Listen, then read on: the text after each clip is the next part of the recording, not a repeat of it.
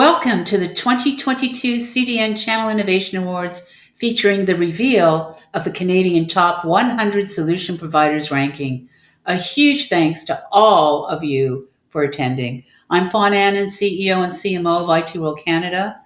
This is a unique channel event.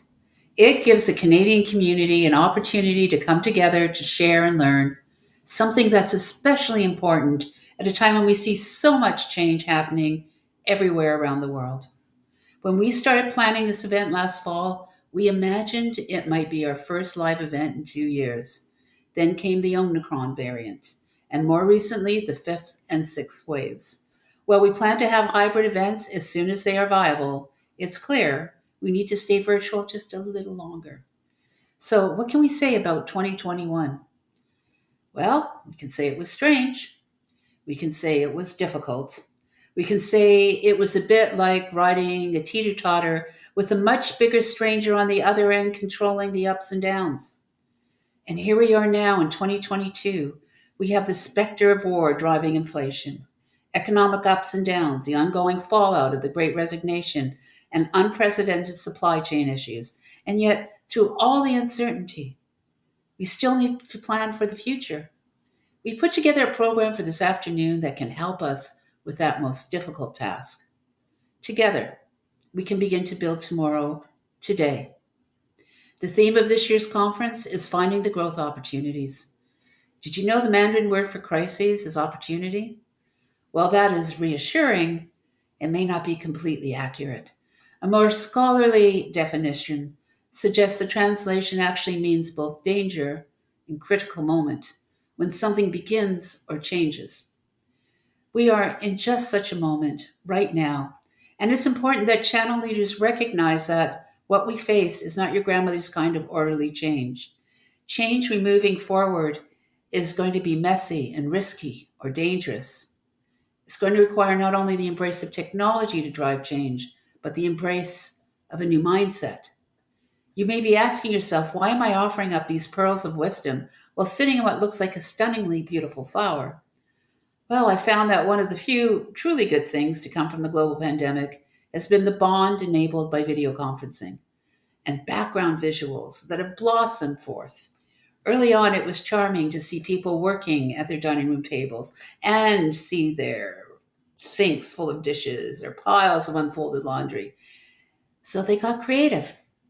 Beautiful backgrounds began popping up using photographs from the most extraordinary places. We are going to celebrate those backgrounds throughout the show while we can. As pandemic fades to endemic, you may be experiencing the last of the fully virtual events. Before I turn you over to our MC and host for the day, I need to mention one organization that's helping chart the course for the channel in Canada.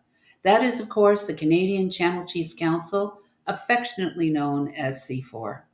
This organization, whose membership focuses on technology vendors, continues to promote educational opportunities and vital interactions between ecosystem stakeholders that make everyone stronger. I'm proud to serve as C4 chair and so happy to have Corinne Sharp working with us as president and as MC for this afternoon's event. A real firecracker in any setting, here she is ready to set the world on fire and get this conference firing on all cylinders. Over to you, Corinne.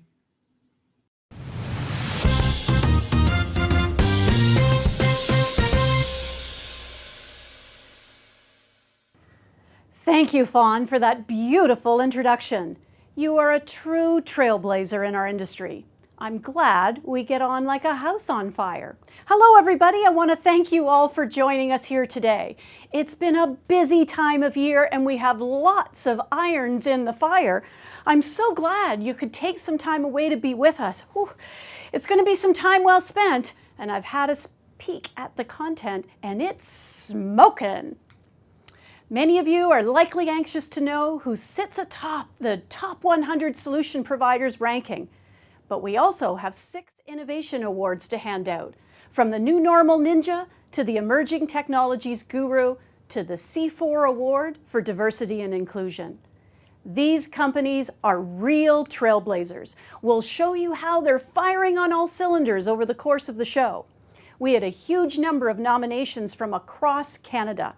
This has shown us once again just how many innovative solutions there are out there that are in need and very deserving of recognition and partnerships. On this platform, below the viewing screen, you'll notice a rich selection of downloadable content from our sponsors, including newsletters, information on future events you can register for, and a social media window where you can take part in live conversations using the hashtag CIA Awards. And if you've got a question about something you see here, fire it in the chat. Of course, this event wouldn't be taking place without the generous sponsorship of Ingram Micro, HPE, Acronis, HP, VMware, ViewSonic, and Samsung. I would encourage everyone to check out their downloads on the CIA TV platform. And there is the snack bar sponsored by Samsung. If you haven't already visited, you can choose between downloading a $15 discount code for your next Uber Eats order, or you can donate $15 to Food Banks Canada for families who are still struggling to make ends meet in the pandemic. And there are lots. Okay, so let's move on to giving a warm introduction to a well-known and highly respected executive who has a fire in his belly when it comes to the channel, Bill Brandell. Bill is Country Chief Executive and SVP for Ingram Micro Canada, where he has helped drive innovation and growth since 1997. Bill brings his master-level knowledge and skills to bear in leading Ingram Micro's VAR sales, market development, and marketing teams. Bill's leadership is a big reason why Ingram Micro has excellent customer satisfaction and business results. Bill is a designated C4 channel chief and a huge supporter of these Channel Innovation Awards. Bill, over to you for some opening remarks. Thanks, Corrine, for the kind words. Ingram Micro is very proud to once again sponsor this event that brings together channel leaders for both learning and celebration. The release of the top 100 solution providers is a spring ritual that I have come to look forward to, and by combining it with the acknowledgement for those innovators who are truly making an impact on the channel and the future of IT, it truly makes this a spectacular event. You know, if we look back on 2019, businesses may have talked about the value of partnerships, but for the last 2 years, it's been about living it. Everything has become more intimate. People talk about how they are struggling personally and professionally much more openly and are met with empathy. In fact, empathy has become the foundation of partnerships.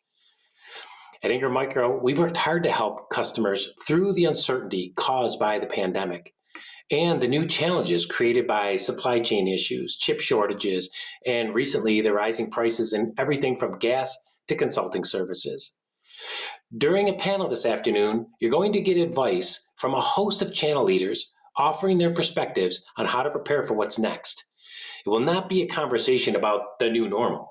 Like it or not, this area of crazy change is the new normal. Our channel group of professionals will be taking stock of what has changed permanently over the last 2 years and offering guidance on how to prepare for the future. Later in the program, you will hear from veteran leaders in a fireside chat setting to explore how emerging technologies play into the way channel companies will meet the future. Sprinkled throughout the afternoon, there will be a slow reveal of the top 100 and the presentation for the Innovation Awards. So sit back, relax, and enjoy the show. To kick things off, we will get started with the presentation of a Lifetime Achievement Award. Thank you.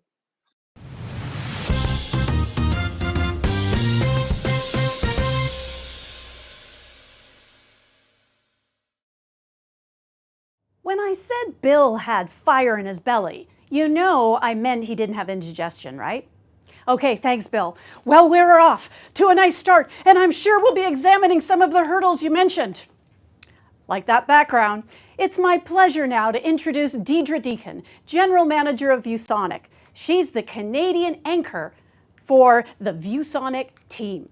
She's going to tell us a little bit about this year's special Lifetime Achievement Award winner who's gone the distance in the channel. Deidre herself has been repeatedly honored for her contributions to the channel.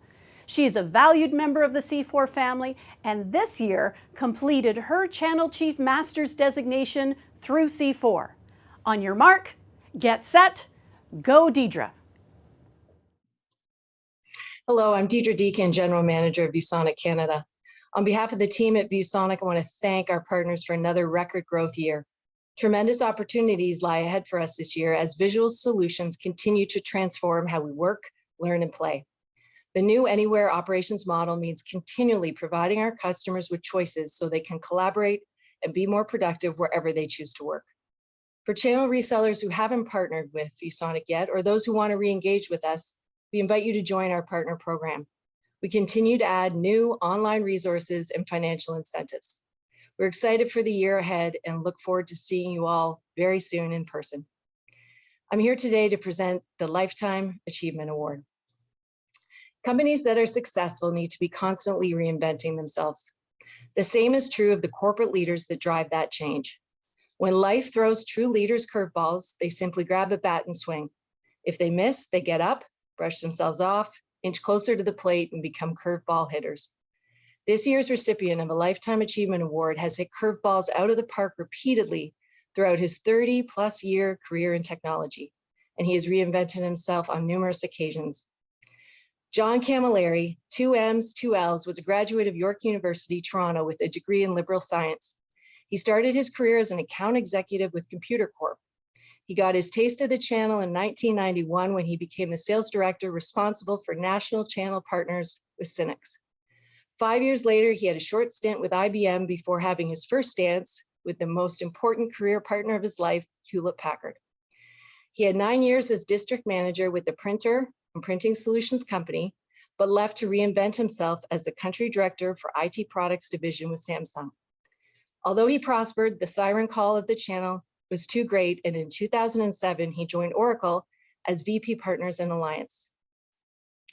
That work put him back in contact with colleagues at HP, and in May 2010, he began his second 11-year dance with HP, first as VP of their Solution Partners organization, and for the last 7 years, VP Commercial Channels.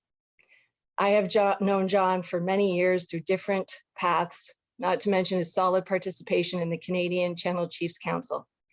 I have always found him to be a friend, to be thoughtful, passionate, and outspoken in the best possible way. We can all agree we benefit from John's input.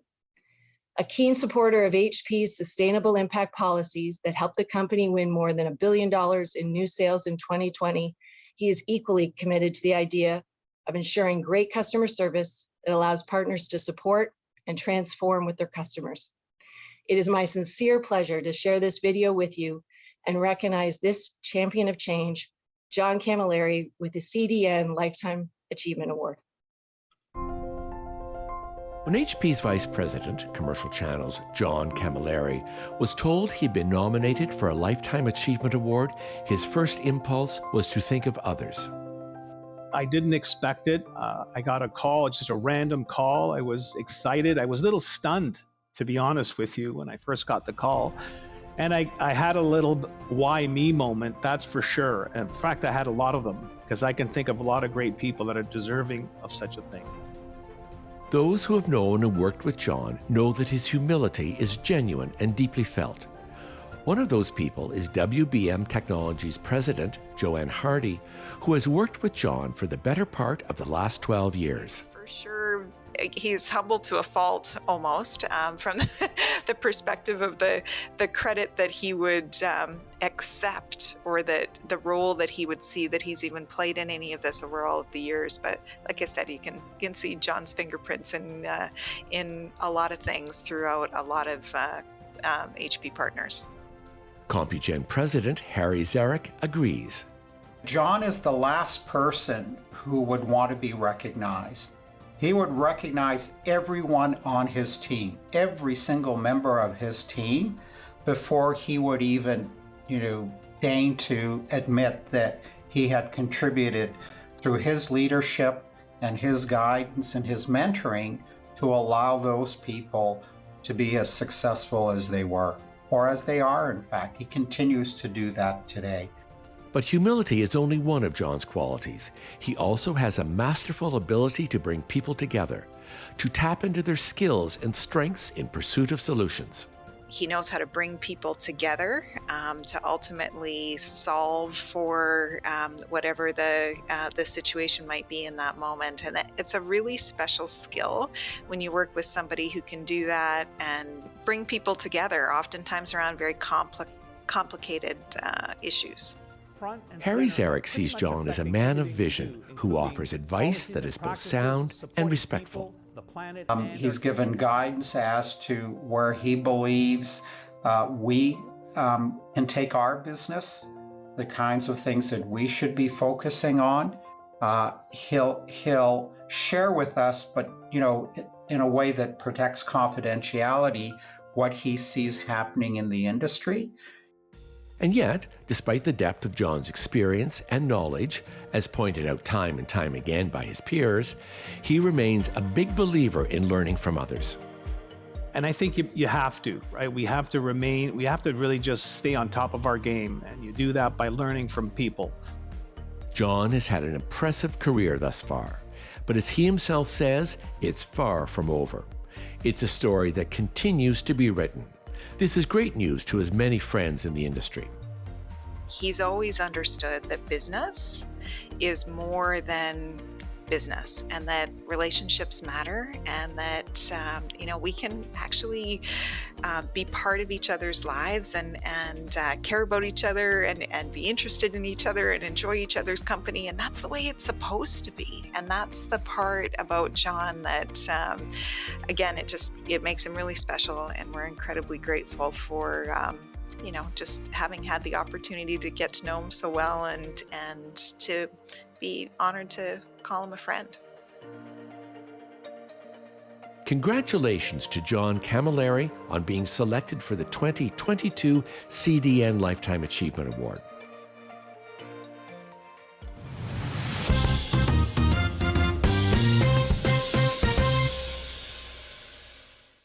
John, we've been in this industry so long together. So long, lots of stories. Congratulations on this well-deserved Lifetime Achievement Award. Looking into the future, I see we are going to be working with you for many more years in this industry. Next up, we have IDC Canada's Research VP of the Industry and Business Solutions Analyst Team, Jason Bremner. Jason's team researches the application software and business services market in Canada, focusing on how different industries are investing in cloud, analytics, mobility, and social. He's been looking at that research, checking his crystal ball, and he's going to share some advice on growth opportunities and how to become the partner of the future. As many great leaders have said, the future belongs to those who prepare for it today. Jason, let the class begin. Thank you, Karine, and good morning to everybody. It is my pleasure to be here at the 2022 Channel Innovation Awards. I always enjoy hearing the wonderful success stories. That success is a result of hard work and smart decisions by many, many people. So my best wishes to the winners, nominees, and attendees of today's event. The Canadian IT industry continued to see tremendous change in 2021. The past 2 years have been one massive social experiment. Working from home, online schooling, digital health services, we saw accelerated business transformation to meet the digital demands of customers, employees, and citizens. The Canadian channel was equally impacted by these changes. Some companies in the channel took advantage of the opportunities, while others struggled. As your company emerges from the pandemic, you may be feeling like you're getting back on track. There's a sense of optimism that we are finally getting back to normal. In the next 20 minutes or so, I will outline the winds of change and what you can do to navigate through them to address today's theme, finding the growth opportunities. First, I will talk about some of the tailwinds for IT spending growth, and also talk about a number of the headwinds you'll be sailing into and crosswinds that may knock your company off track. I will also talk about the technology markets that will see the fastest growth and how spending growth links to a number of key strategic imperatives that will shape digital businesses for the next decade. Then I will wrap up with a description of the channel partner of the future, a business model for you to consider to enable you to best prepare for finding the growth opportunities for the next decade. It feels like the global economy is getting back to normal. The Canadian economy performed well in 2021. By the end of the fourth quarter, the Canadian economy was finally bigger than it was before the pandemic. And the economic outlook in 2022 is very promising. However, organizations face potential disruptions that will affect IT spending growth. I'm going to walk you through each of these in more detail by using the analogy of a cyclist.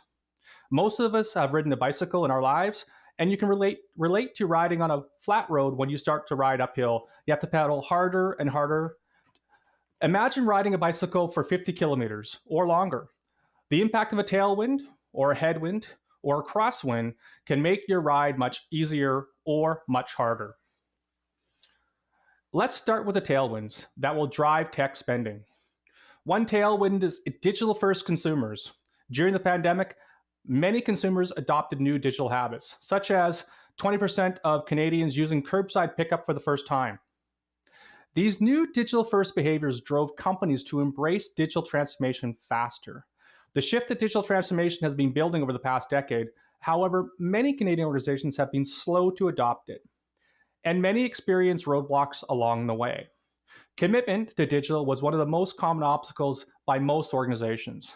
At the beginning of the pandemic, only 32% of Canadian CEOs felt pressure to really embrace digital and complete a digital strategy in 3 years. The pandemic demolished that sentiment. An IDC survey in January 2022 found that 69% of CEOs in Canada say the pandemic forced their organizations to adopt a digital-first strategy. This is why we are seeing more spending on digital commerce applications, collaboration software, security, and other technologies.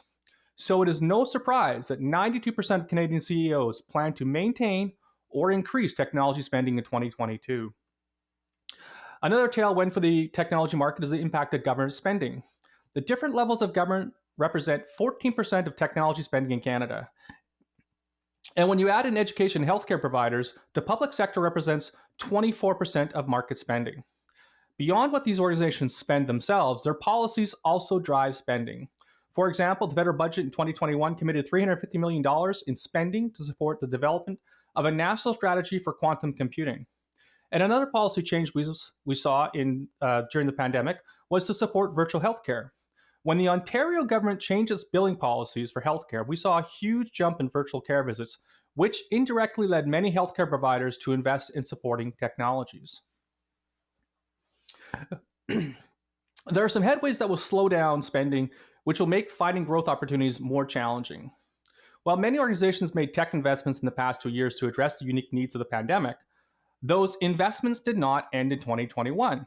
According to an IDC Canada survey during the pandemic, roughly 60% of tech budgeting spending was going towards day-to-day business operations. And I'd expect that to increase in 2022 as COVID-related investments become part of our daily operations.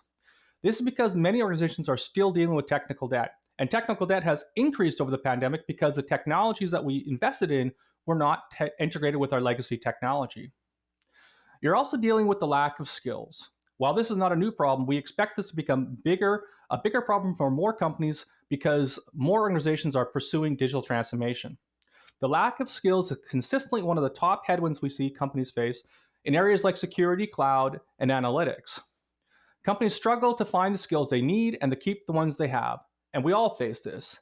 But we believe that it's getting worse for organizations in Canada. And as the chart on the right-hand side indicates, twice as many firms now find it difficulty in sourcing skilled workers as compared to before the pandemic. The problem with this shortage is that it has real business impacts. According to an IDC study, DX projects have been delayed by as much as 35 weeks on average due to staffing shortages. So those companies that are late to DX are falling even further behind.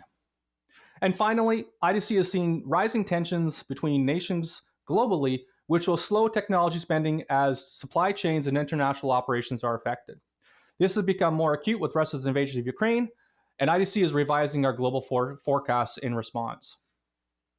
So we've looked at some tailwinds and we've looked at some headwinds. Let's now look at crosswinds. The crosswinds are problematic because they have the potential to knock you off course and allow your competition to move ahead. One of the crosswinds we see is changing societal norms. We see consumers and businesses more interested in organizations who can balance making a profit with having a purpose. We are seeing more IT contracts include clauses like ethical sourcing, accessibility, and diversity and inclusion.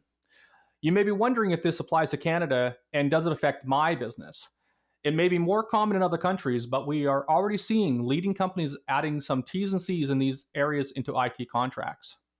And governments are introducing policies to provide opportunities to suppliers owned by Indigenous peoples, women, and minorities. So you can expect this crosswind to affect your business in the near future. Related to changing societal norms is a greater focus on sustainability. We are seeing sustainability objectives factor into IT investments more and more. For example, many customers are looking for service providers that use renewable energy to power their data centers. One of the crosswinds that we think will have a dramatic impact on the Canadian channel is the level of merger and acquisition activity we've seen in recent years. And there are always M&As in the IT industry, but we have seen a significant spike in the past few years as vendors meet changing requirements due to digital transformation. We are seeing three general trends. First is smaller specialized firms merging to scale up. And examples of this are companies like Carbon 60 acquiring GTNet and Cirrus-9, as well as OpsGuru to enhance its cloud professional services. And Arctic merging with Benchmark to scale up and deliver end-to-end cloud solutions. We're also seeing publicly traded companies take a consolidation strategy and acquiring independents. Examples like this are Converged Technology Solutions acquiring companies like Northern Micro and PCD Solutions and others throughout North America. And finally, we're seeing services firms acquiring companies to expand their capabilities. And the major accounting firms are especially active in this area. We looked at the mergers and acquisition activity for some of the leading accounting firms in Canada over the past few years, and we've illustrated their activity on the chart on the right-hand side. And you can see the spike in 2021. Now, while last year might be a bit of an outlier, we do expect them to continue to acquire smaller firms. So where will you see growth in 2022? IDC's latest forecast is that Canada will see IT spending growth by 2% in 2022 after a stronger than expected 2021, where IT spending grew 4%. However, that growth will not be in all technology segments or customer segments. As you try to find the growth opportunities, keep in mind that hardware-related markets have a mixed outlook for 2022 after coming off a strong 2021. And software will see modest growth, and IT services will return to pre-pandemic growth rates. One thing to keep in mind is the customer segments. Some of the strong hardware market growth we saw in 2021 was a result of spending by consumers on PCs, mobile phones, and peripherals. Consumer IT spending accounted for 22% of total IT spending in 2021, and consumer spending grew twice as fast as the overall market. In 2022, we expect consumer spending to be flat at best, which is a headwind for the hardware markets. Technology markets driven by business spending will see growth. Cloud will see strong growth as indicated by infrastructure as service on the chart. SaaS and PaaS will also see strong growth, and they are driving the growth in software. And we expect IT spending growth in the major industries that we track in the range of 3 to 5% in 2022. So you will be able to find growth opportunities, but you'll have to take share against your competitors as well as ride the tide of overall spending growth if you want to see substantial revenue growth. I'd like to turn to how to find the growth opportunities. Certainly good execution and business management will factor in, but I also wanted you to think about addressing the changing needs of enterprises that IDC's research says will be shaping business priorities over the next decade. IDC has been studying digital transformation and the underlying technologies for years. In 2019, we looked ahead and we analyzed what are the key elements that will define organizations in the future based on technology, consumer expectations, society needs, and government regulations. We created the Future of Enterprise conceptual framework that you see here. There are 9 Future of Enterprise agenda items that we believe all organizations will act on in the next decade. The global nature and severity of COVID put the new agenda to the test, but we see that it correlated very well to the success that many companies had during the pandemic. No company is doing everything well, but some are thriving because they are doing enough of these imperatives well enough. Each of these agenda items will involve a mix of technologies and services that will combine to address use cases that align to the overarching business priority. So for example, the future of trust is about addressing the business imperative to build trust with customers and stakeholders. This will lead to spending on cybersecurity as well as privacy and compliance solutions to meet corporate and social responsibility. The future of trust is not only about protecting the assets and keeping the bad actors out, it's also about mitigating enterprise risk. This is one of the reasons we see accounting firms buying IT security firms so that they can help their clients manage enterprise risk better. I mentioned that we believe all organizations will address the future enterprise agendas over the next decade as they become digital-first businesses. According to our research, several of them are top priorities today. I'm showing the results of our latest Canadian Top Exec survey when we asked Canada's largest organizations what their business priorities are in the context of our framework. Not surprisingly, the future of trust is at the top of the list. Security and privacy are top of mind for companies. Trust takes a long time to build and can be lost very quickly in the digital world. It is easy for customers to switch to another supplier. One thing we saw during COVID was the importance of companies to have digital resiliency. This meant that companies had to ensure their back-end data was properly integrated with their digital front ends and that infrastructure was highly available. This led many companies to increase their use of cloud platforms and invest in intelligent automation to minimize manual work. Another thing we saw was the rethinking around engaging in industry ecosystems. One industry that saw a big change here was restaurants, when many started using industry ecosystems like Skip the Dishes. In 2020, Skip the Dishes added 16,000 restaurants to its platform in Canada, an increase of 69%.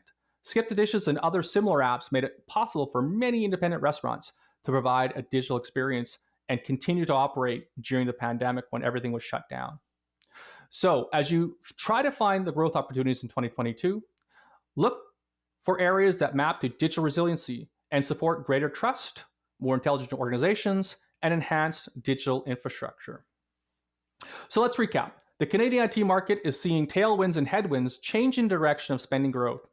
And there are changes in buyer behavior and actions by competitors that will throw you off course. We are seeing spending growth in software and services, while hardware spending has a mixed outlook in 2022. To grow faster than the market, you'll need to focus on high growth areas or take share in traditional markets. And we believe you can position your company for success in 2022 and beyond by aligning to the future enterprise framework that IDC predicts will shape the business priorities of companies over the next decade as they digitally transform. Now let's talk about what you can do to thrive in this environment. IDC believes the future enterprises will require a new type of technology supplier, one that is innovative and helps their clients become more innovative. A supplier that is a critical thinker and scrutinizes how to apply technologies to use cases to enhance business processes. A trusted advisor to the client's entire business and its stakeholders. And a supplier that acts as the gateway to technology ecosystems that are needed in the digital economy. In conclusion, we think if you target the high growth areas, align to your client's future enterprise needs, and become the partner of the future, you will find the growth opportunities in the Canadian market in 2022 and beyond. Thank you very much, and best wishes to today's winners and nominees.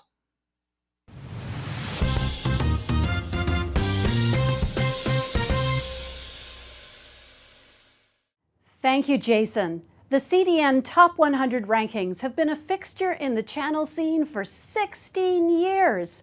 Not only does the ranking provide an opportunity to recognize the top channel players, but the confidential information collected is used to build a snapshot of the channel ecosystem, which in turn serves as great intel and an opportunity to tweak your planning based on the available information provided by CDN. Everyone who is attending the conference today will receive a copy of the benchmark report, sponsored by Acronis, as part of tomorrow's thank you note. Or you can download a copy from the platform right now. You can also find the ranking of all but the top 10 solution providers in the ticker running below me. Look at all this money. Here to provide us with an overview of the findings is technology consultant and author of this year's report, Mary Whittle.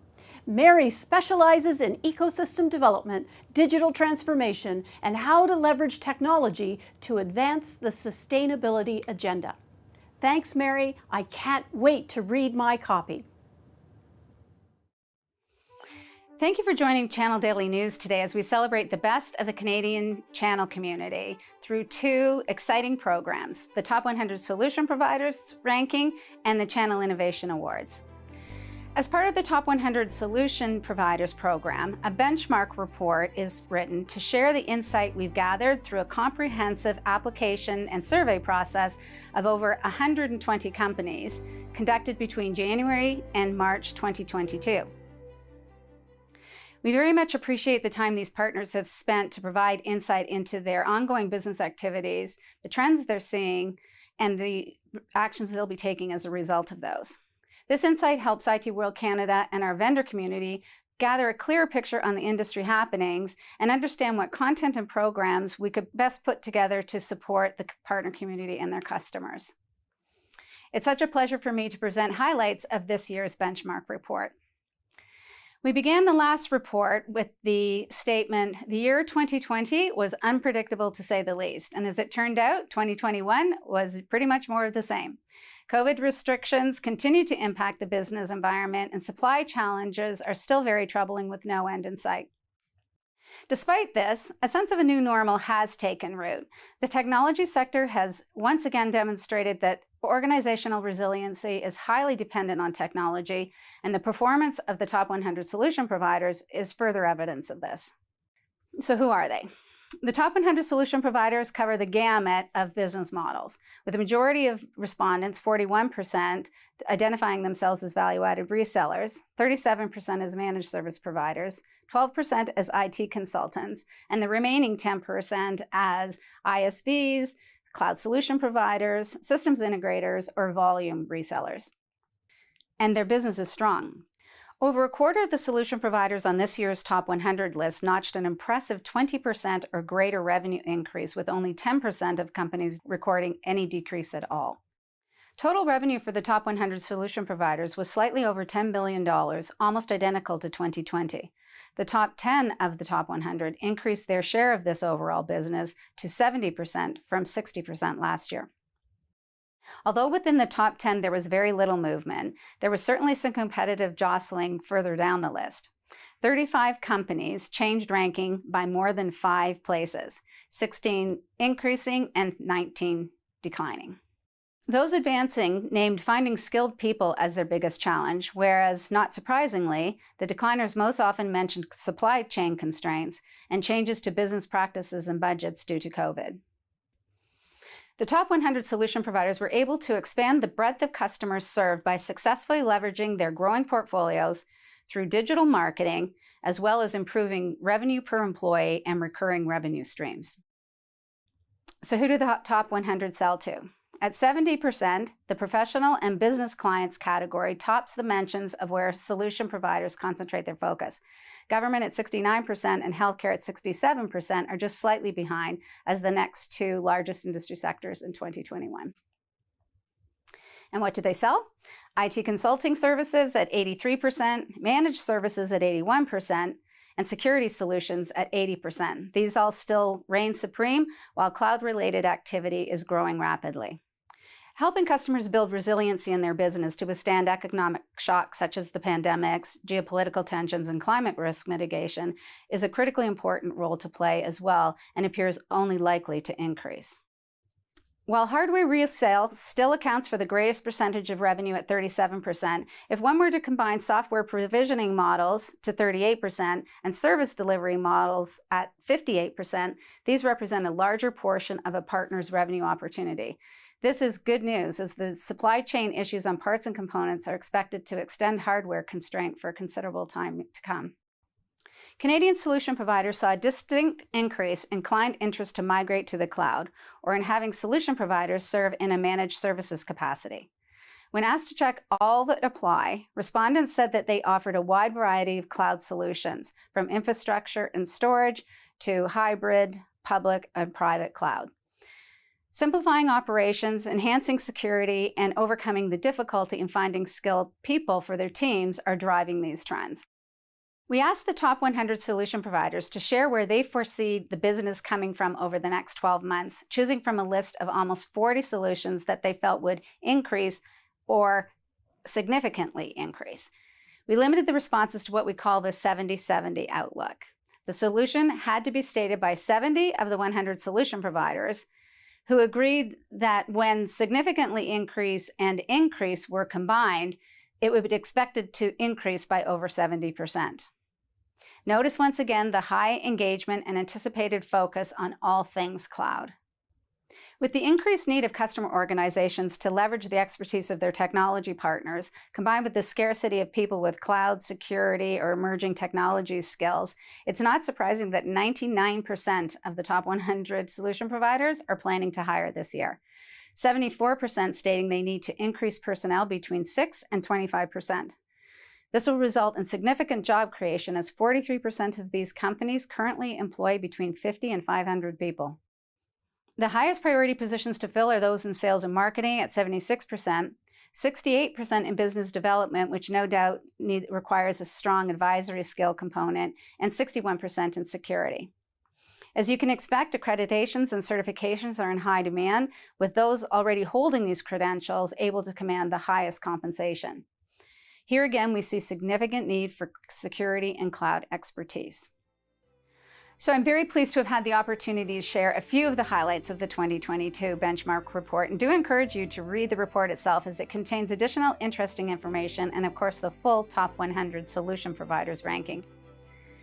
We encourage you to reach out to these partners and congratulate them for this most prestigious accomplishment. And then we thank you again for your participation in the program and for your attendance today.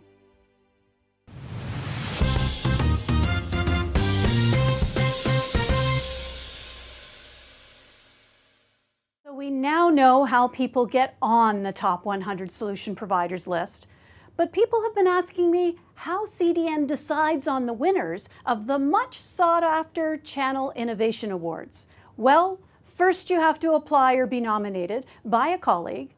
When we receive them, well, I must admit, we get a little bit judgy.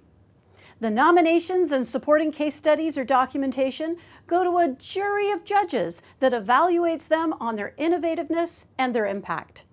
Because we get dozens and dozens of nominations, it takes our volunteer judges considerable time to go through them. One of those judges is a good friend of ITWC and C4. I spoke to him earlier this afternoon, and he said the quality of nominations was out of this world. Let me speak into my transponder. Steve Proctor, this is CIA Mission Control. Do you copy? As you can see, I take my self-isolation very seriously. I was in a taxi recently, and a rather chatty cabbie was commenting on world affairs and how hard it was to keep up with the technology and the exciting innovation that's taking place. The only thing that's constant is change, she said. That phrase was true when it was first coined in ancient Greece, and it couldn't be more appropriate today, given the speed and volume of the digital, globalized landscape. Indeed, there's no shortage of interesting things happening in our society. But let's be clear, an idea is not innovation. Innovation requires a lot of work. It requires the means to get something done. It requires know-how, capital, access to decision makers, and a strategy to execute.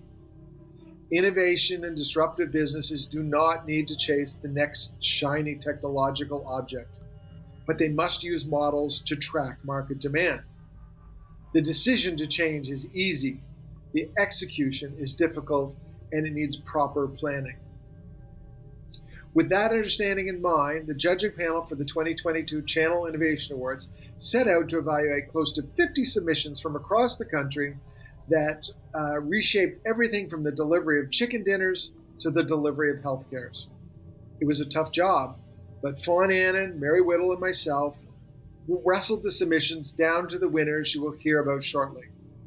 I want to thank Fawn and Mary for their efforts, but most of all, I want to thank those individuals and organizations like yours that took the time to share their stories with us.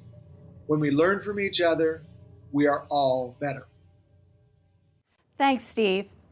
Back to present our first CIA award is Fawn Annan. Let's get this party going, Fawn!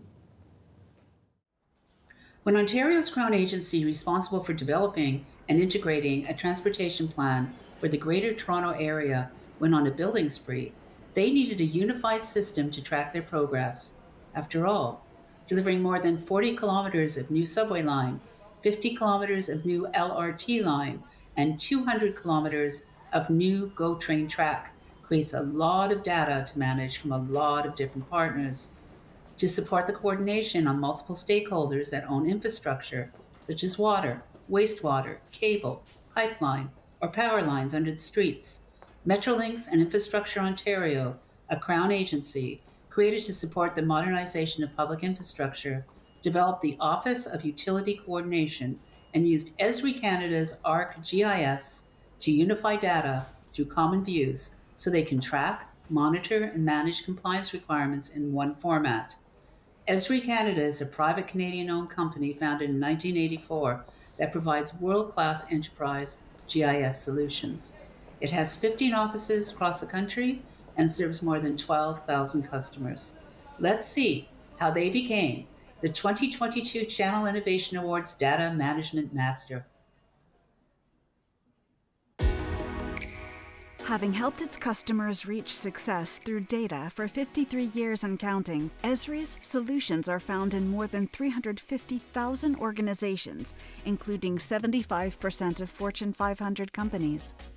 Today, Esri has a physical presence in 43 locations across the Americas and more than 2,000 partners. Esri provides the critical geospatial intelligence organizations need, focusing on the science of where.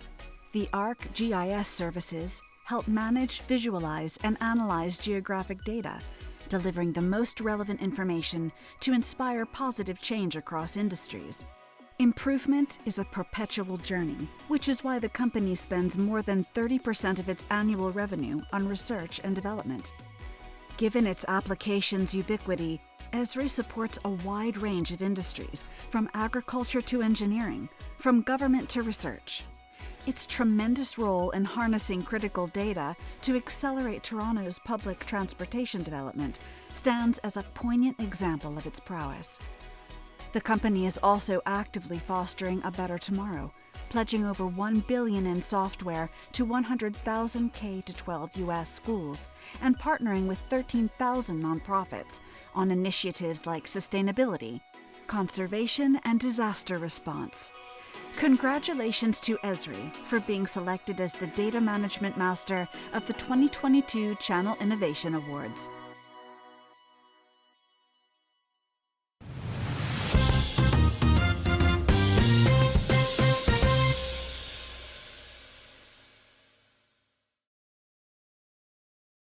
Congratulations to Esri Canada.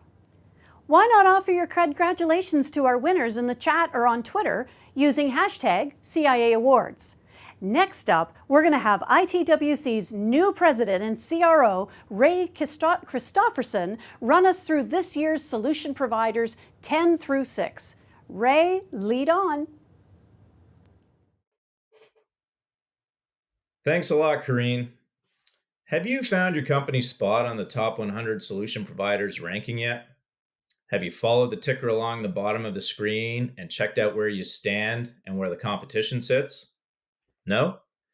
To make the ranking in Canada's rapidly consolidating channel ecosystem, you had to complete the top 100 survey by the deadline and have over $5 million in Canadian revenue for 2021. Still not seeing your name? That could be a good thing.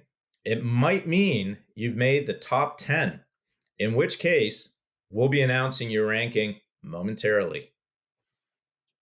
Okay, let's roll through the first 5 of our Big 10 solution providers. First, in the number 10 slot, we have a visionary Quebec-based business IT company that has worked hard in recent years to keep customers happy, even in the midst of unprecedented market uncertainty.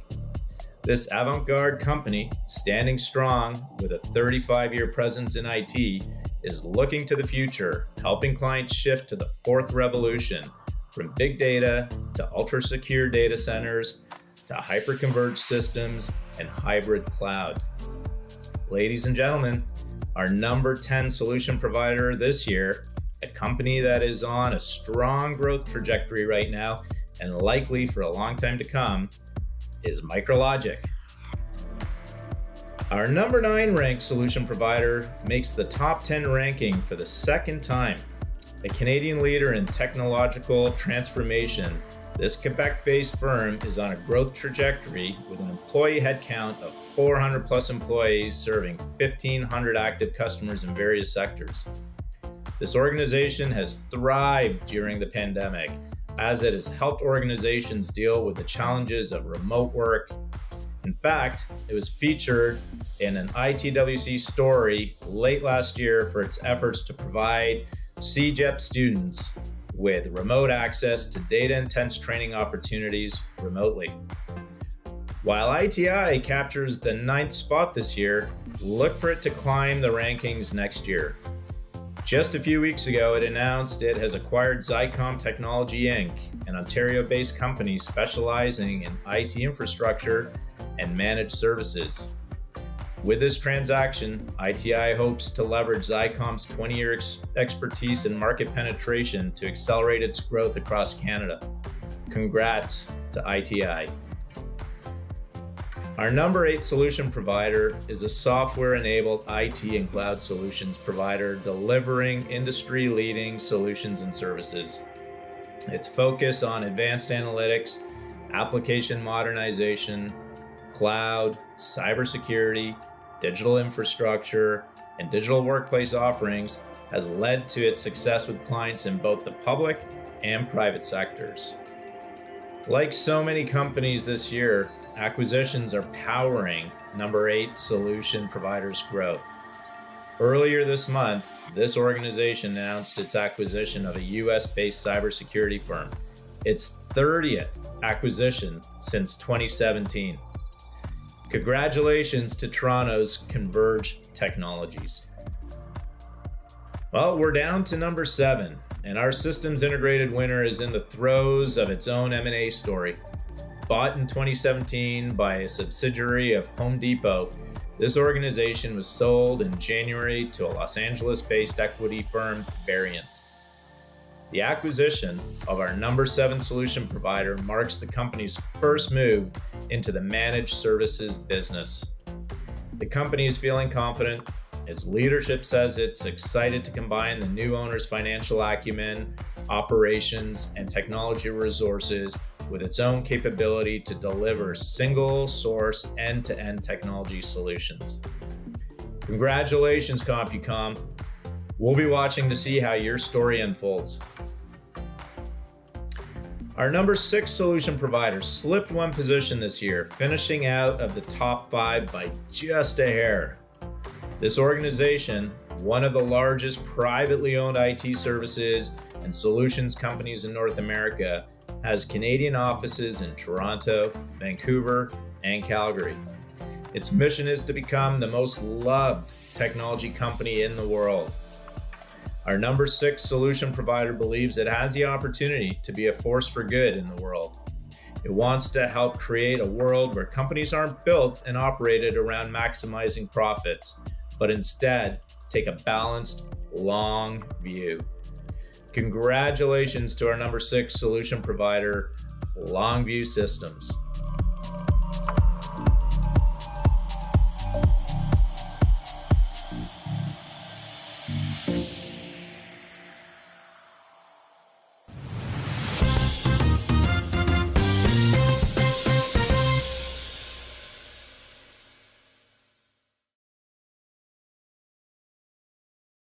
Thank you, Ray, and congratulations to numbers 10 through 6 in our top 100. The past 2 years have seen our business vocabulary expand in so many unexpected ways. Many often strange phrases now roll off our tongues, from "you're on mute," "do you want to Zoom?" "Happy Blur's Day." But the most overused and likely inaccurate of all is the phrase "new normal." We're all looking forward to return to something approximately normal, if such a creature exists. Or to at least say less chaos for what we've been seeing since early 2000 and 2020. I hear footsteps. Okay, unfortunately this won't be the case. As you will hear from leading channel players on our panel, the so-called new normal is already here. The era of predictable unpredictability is not going away anytime in the foreseeable future. Channel leaders who are interested in taking their organizations forward will likely always, from here on in, need to keep their eyes on the horizon for the next disruption. While that doesn't sound particularly appealing, it's a stark reality. The following panel is moderated by Ingram Micro Vice President Bill Steed. Panel members, two of my favorite people, include ShinyDoc's VP of People Experience, Heidi Hauver, and Mark Collins of F2 Factor, formerly Cisco's channel chief. Let's have a listen for their advice in finding success in the next normal. Thanks, Kareen. What's next? It's the question that arises at the heart of every business planning session that has been held in the last 2 years. Really, it's the question that's been at the heart of every planning session for the last 200 years. But defining an answer has been particularly difficult in the last 2 years as public health orders, business closure mandates, various levels of restrictions across Canada made the look into the crystal ball a little more blurry. As we move out of the emergency phase, CDN has brought together channel players who have been in the trenches for the past 24 months to assess the changes and help sort out what was a temporary change and what changes may be permanent. Please join me in welcoming from F2 Factor, Mark Collins, and from ShinyDoc's Heidi Hauver. Welcome. Good to be here. Good to be here. Awesome. So let's start off with a few questions. The pandemic has precipitated an unprecedented tech revolution for big and small businesses alike. Rapid transformation around social and work interactions overnight, e-commerce, virtual conferencing, gaming, streaming, all underwent unprecedented growth. What do you think are the upsides and downsides of this rapid digitalization? I'll start with you, Mark. First of all, I think it taught us that we could have been going a lot faster all along, because it was pretty amazing how we saw our partners, manufacturers, and our customers rally and respond and really accelerate digitization internally in terms of how workforces changed the way they work and enabling the whole remote work opportunity, and customers changing their business model so that they could actually serve their customers and continue to serve their customers, knowing that the way they actually interacted with their customers, delivered goods, supported their customers had to change overnight. So I think it taught us, number one, we could go a whole lot faster. It didn't need to be as slow as it was. But number two, I think it taught us that digitization is not just an opportunity to, go and make more money or be competitive. Digitization actually is resiliency. And I think it taught us that in spades, because those who effectively digitized their businesses and did it as aggressively as possible, I think felt the effects of the pandemic the least. So I would say that those were things that really struck me, Bill. I don't know, Heidi, what have you seen? So I would say the same thing. Resiliency is the first word that popped into my head when you started with the question. I think looking even at the tools and how we are maximizing the tools that we had previously when we were pre-pandemic, and then once we started going into the pandemic, I think we had to, as you've both said, overnight change management, resiliency, and I think it surprised all of us how quickly we could move. And for a lot of the folks that I spoke to previous to the pandemic, and having those conversations of what the world of work should look like, could look like for them, even before a pandemic, a lot of them felt that they could not navigate, working remotely and having their folks work from home. And I think it surprised a lot of people at how quickly they could get their team up and running. And I think, again, it was not something that we all had a choice. We didn't have a choice in the matter. And I think in some ways that actually helped. I can tell you also, I was really surprised how quickly everyone just accepted this as normal. Right? We just went from, in-person meetings. And I know myself, I'm a certain age, right? Made a career out of going to events, shaking hands, exchange a card, follow up, follow through, establish rapport over time. And to, completely online cameras, home office. It was quick, and it was accepted almost instantly. I thought, at least. I don't know. What were your thoughts on that? I had a big an epiphany moment 3 weeks in when, at the time, my 3 and 5-year-old just didn't appreciate boundaries. And I was home and they were excited about it, and they didn't really care as much as I did about who I was speaking with. And I initially would apologize for that.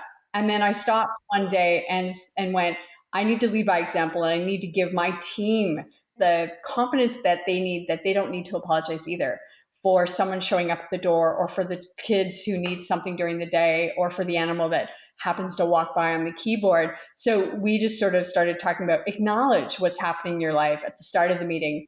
Be okay to say that you might need to go off and on camera. You may need to mute yourself. You may need to leave a bit early. And I think that that built confidence for folks over time. Totally agree. Mark, what do you have to say? Anything else you'd like to add? Yes, I agree. Accepting people are human beings, not just machines that go to a place of work, but they have, dogs and cats and parents and grandparents and kids and all of that stuff. Absolutely.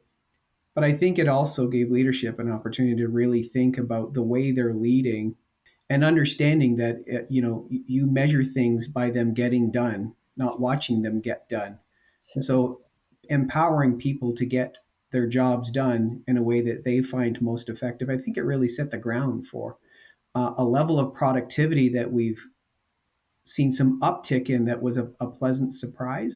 I'd love to add to that, because I think, that freedom and that flexibility to benefit from flex hours, to do the work when you're at your best, is not something we necessarily had access to when we had to go to the office from 9 to 5. But when you're working remotely from home, you get to do the work when you feel at your best. And that might be leaving a bit early to, care for your loved ones, or take your pet for a walk, but you can log back on again. And maybe you're a night owl, and maybe that's when you're most creative. And I think that I've definitely seen a lot of folks, including myself, be much more productive, because you can have that, what we call in our home work life, harmony. Sure. I know for me personally that, Mark was onto something that was triggering in my mind. I would say that I'm most comfortable going to the office. I like that. I like to be there. I like the sort of tribalness of it. I like the osmosis you get out of the water cooler chats, like all that stuff, the social aspects of it. But I 100% agree from a productivity perspective. There's no doubt in my mind that I'm more productive when I'm in my home environment, because I'm not interrupted. There's no sort of drive-by, random sort of how's it going meetings. But that's one of the ways that we have had to, as people leaders, be creative and innovative and create opportunities, for those, those walk paths. I do a video every day for our team. Right. And I would say to them, this is my walk through the office in the morning, saying, how was your weekend? What's going on with Joe? How'd that birthday party go? And so, it's my way to find that connection with my team, the whole company, and I do it for everyone. Mm-hmm. And I think that when I say I've done my best work, partly it's because I've been challenged. How do I keep my folks motivated? How do I get them collaborating and communicating when some folks aren't comfortable on camera? And we've completely changed the way we used to do business. We need to continue to innovate, especially as the world of work is changing. We need to make sure we don't get comfortable with the status quo, and we need to find ways to make sure we're meeting the needs of everyone. And again, we want our folks to do the work that they love. And that whole saying of, if you can find work that you love, you don't feel like you're working any day in your life. It's hard for some folks to have that disconnect when they're working from home, when they're living in, and the pandemic added layers of constraint, because at some points we couldn't even leave our homes. So there was added complexity to making sure our folks had what they need. I think what you just touched on, I think that leads us to another topic that's extremely important, that ties to that. And that is, like you just described, that world of choice that we've entered now. I completely agree. And everyone needs to be able to work together effectively, no matter where they are. So if a portion of the workforce is going into the office, we can't create a class society where they have effectively, the front row seats at the concert, and then the people that are connecting remotely, are living in the cheap seats because they're not able to interact as effectively. So ensuring that companies are doing two things. Number one is deploying technology that actually serves that state-of-the-art benchmark of a high-quality digital experience for those that are connecting.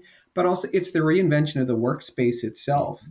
Things like immersive video rooms. So when a group think is happening, everybody, no matter where they are, is on equal footing to contribute to the discussion, number one. And number two, I think there's a massive opportunity for manufacturers and partners themselves. There's an expression I've used for years and years, and that is our customers need to feel that when they come and visit us, wherever that may be, they're taking a trip into the future. We owe it to them to build the environments in which we work to reflect something aspirational to them. And our workforces are choosing the way they prefer to work. So it might redefine the amount of space that we need and how that space is used to ultimately transform it to create more compelling work environments, to create more compelling collaboration spaces where people can experience that, that sense of digital equality. So no matter where you are in the front seats with everybody else and all having maximum impact, driving effective interactions and making a difference to the business. I think you're onto something that I'd like to talk a little bit more about as well, and that's a whole sense of belonging and collaboration and how it is changing.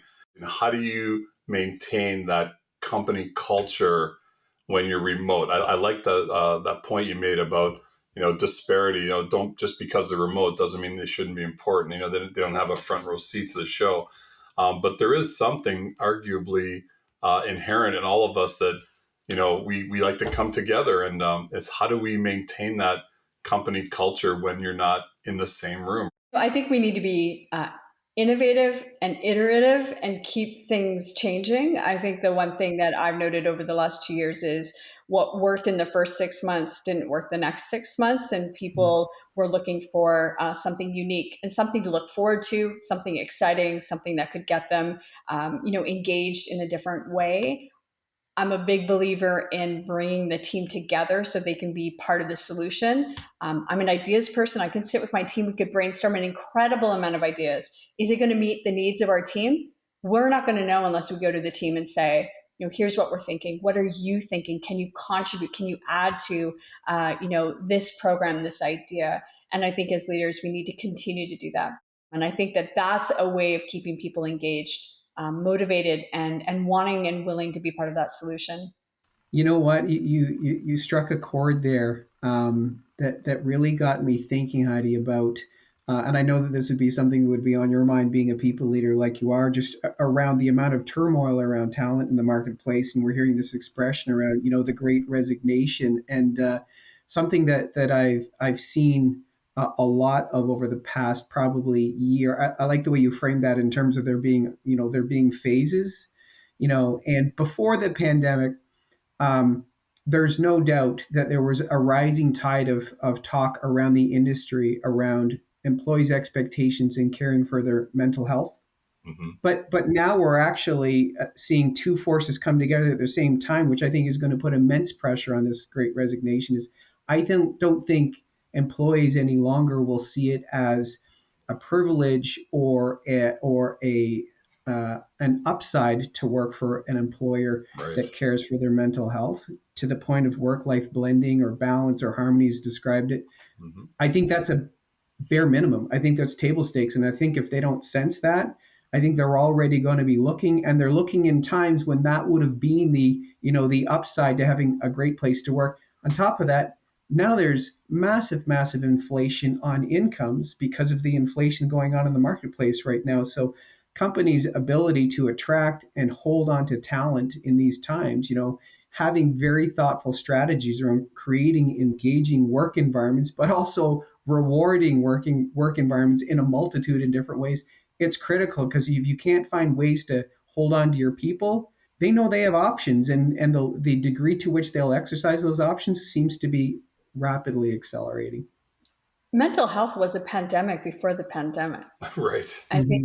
I think I celebrate that we've got very comfortable in the last 2 years. We're talking about mental health in this conversation. Would we have 3 years ago as comfortably? Would you be willing to share, your journey with mental health over the last 2 years? There's not one person that can say that they, didn't miss a beat over the last 2 years or didn't have a heightened sense of anxiety or wondering what the future looked like. We all did. And I think it presented an opportunity for us as businesses to bring that out in the forefront. People have choice now, and they're going to look to those organizations where they can bring their most authentic selves to work and do their best work.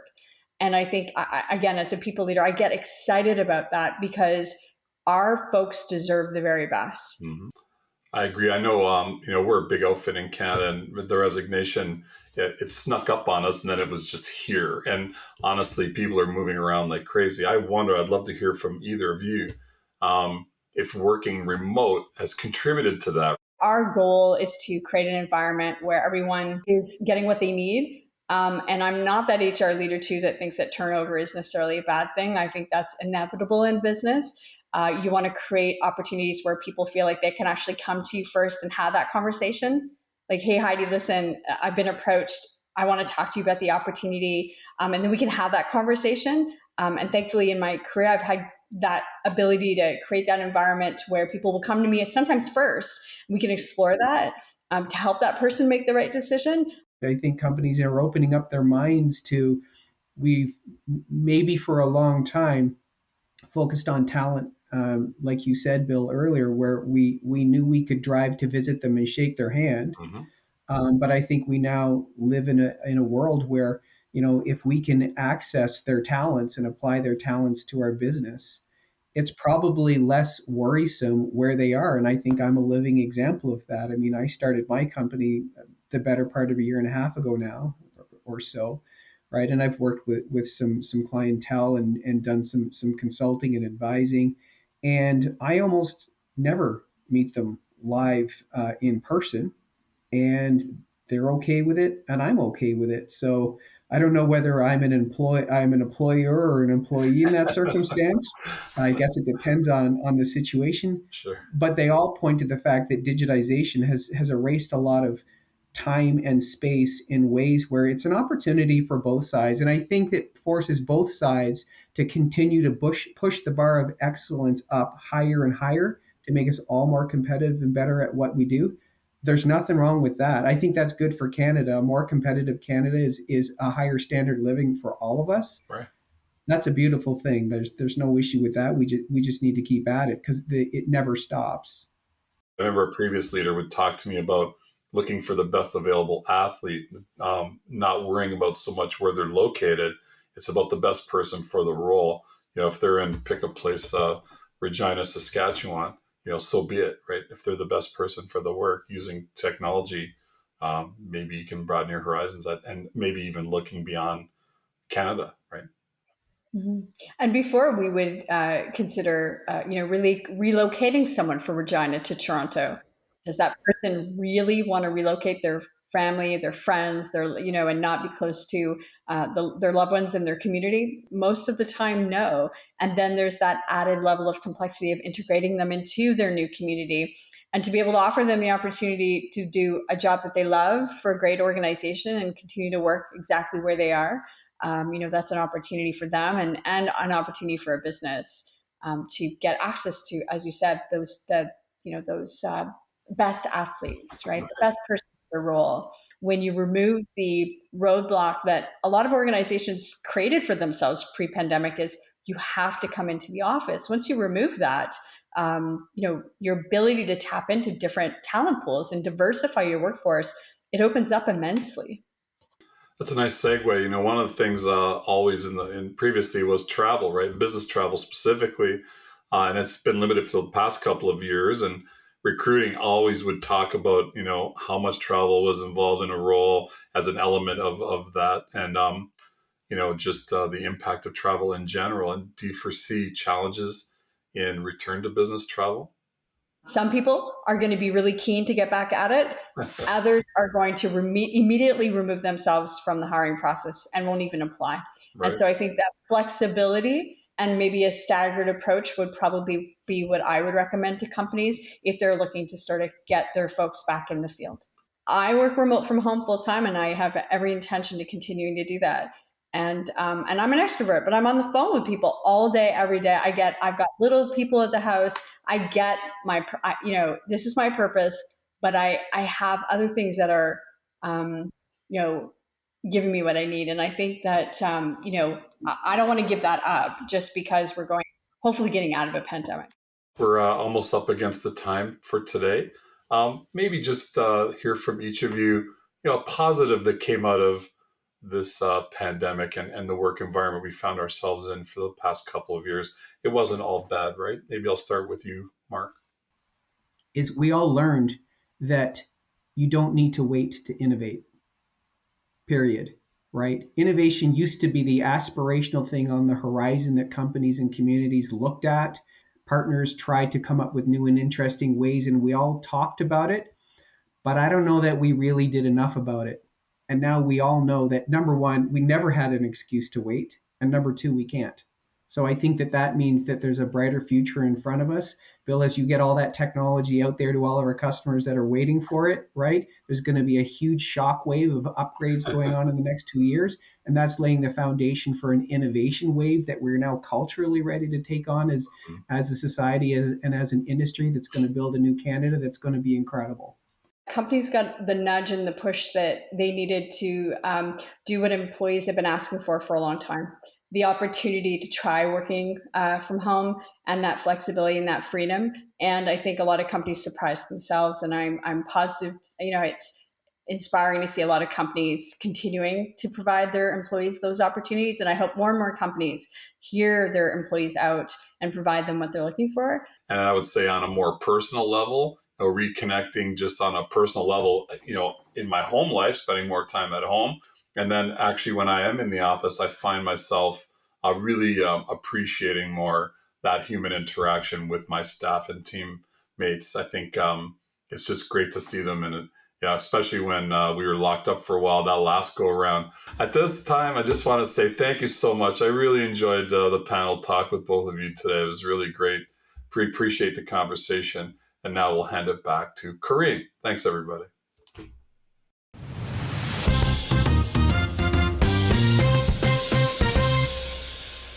Thanks, Bill, Heidi, and Mark. Okay, everybody, I gave high heels a try. I'm never doing it again. I haven't worn them in 2 years, so sneakers it is, back again. Okay, do you like my chicken? Like, why is there a chicken here? Okay, why did the chicken cross the road? Well, to get to the next award presentation, of course. Okay, I didn't mean to ruffle your feathers, but it'll all make sense in a second. When your operation has multiple locations, you need to make sure people can find that location that is most relevant for them. But hosting a geolocation solution internally can mean a lot of maintenance, expenses, and challenges to maintain address data. You know what I mean?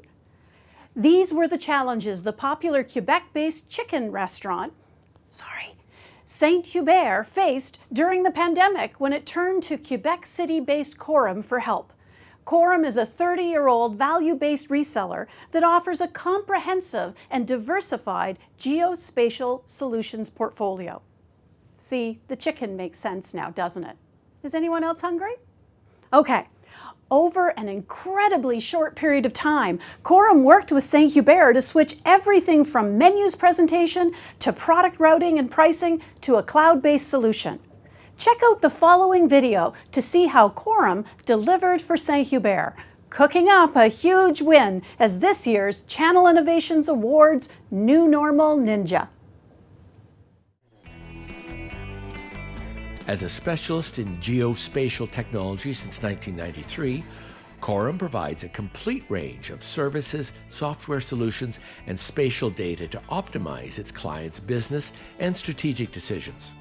They're mainly from the telecommunications, insurance, retail, infrastructure management, and public sectors.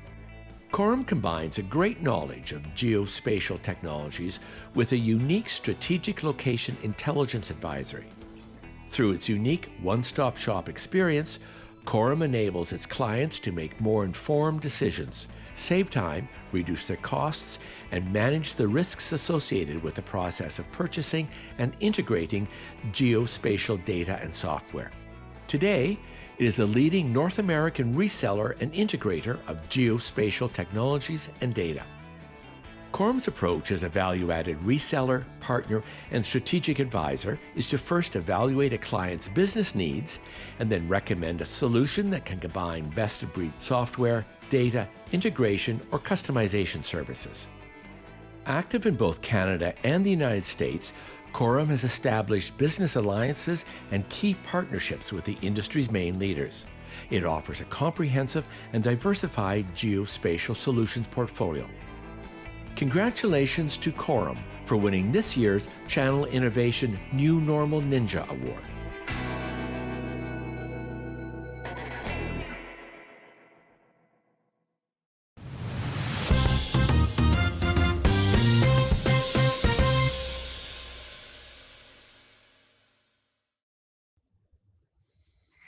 The number 5 solution provider of the year is a leading provider of end-to-end software and cloud technology solutions. With an IP and technology-driven services portfolio, it enables companies to holistically develop and implement their commercial, technology, and digital transformation strategies. It has been climbing through the ranks for the past number of years. It was 9th on the list in 2019 and jumped to 8th last year. This year, it breaks into the top 5. Congratulations to Software One Canada. The ITWC team has put together this video tracking their success. Have a watch and learn. You'll find Software One's end-to-end software and cloud technology solutions in 90 countries, where it provides around 65,000 customers with software and cloud solutions from more than 7,500 publishers. Software One modernizes their applications and migrates their critical workloads on public clouds, while simultaneously managing and optimizing the related software, cloud assets, and licensing. Its proprietary digital platform, PureCloud, connects its offerings and provides customers with data-driven, actionable intelligence. The company's services run the gamut from change management and digital supply chain through user productivity and unified support. Its customers span a range of industries including education, architecture, engineering and construction, finance, healthcare, and nonprofit. Its software lifecycle management practice works with customers to provide the people, process, and tools to manage, optimize, and create business advantage throughout their hybrid world. And with Software One's One Impact initiative, nonprofit organizations finally have a chance to enjoy operational and financial efficiency by overcoming barriers to digital transformation. Last year, the company announced that it was collaborating with Microsoft's Tech for Social Impact to accelerate their digital transformation. Raise a glass to Software One, number 5 on our list of the top 100 solution providers for 2022.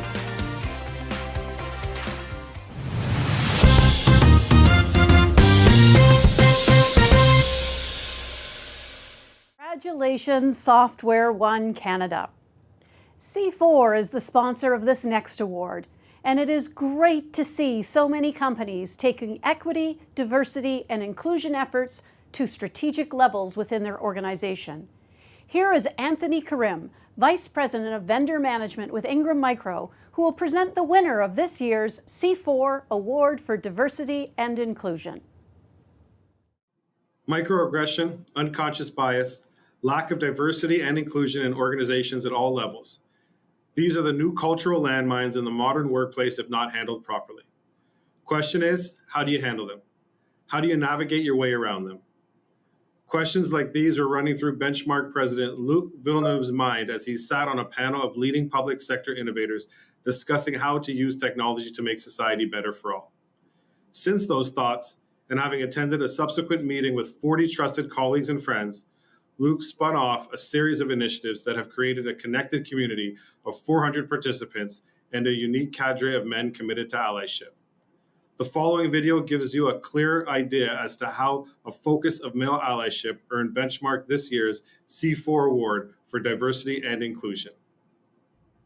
Founded in 2003, Benchmark is a Canadian systems integrator specializing in DevSecOps, DevOps, automation and orchestration, cloud security, Kubernetes data, and analytics to help companies accelerate their journey to the cloud. Benchmark has a strong history of supporting Canadian enterprises with leading data center and cloud solutions, focusing on the aforementioned areas. Benchmark aims to optimize operations, modernize processes, boost productivity, support scalable growth, and empower employees to exceed customer and shareholder expectations. Its certified experts evaluate clients' infrastructure, to drive the right decisions and orchestrate IT solutions to provide custom recommendations.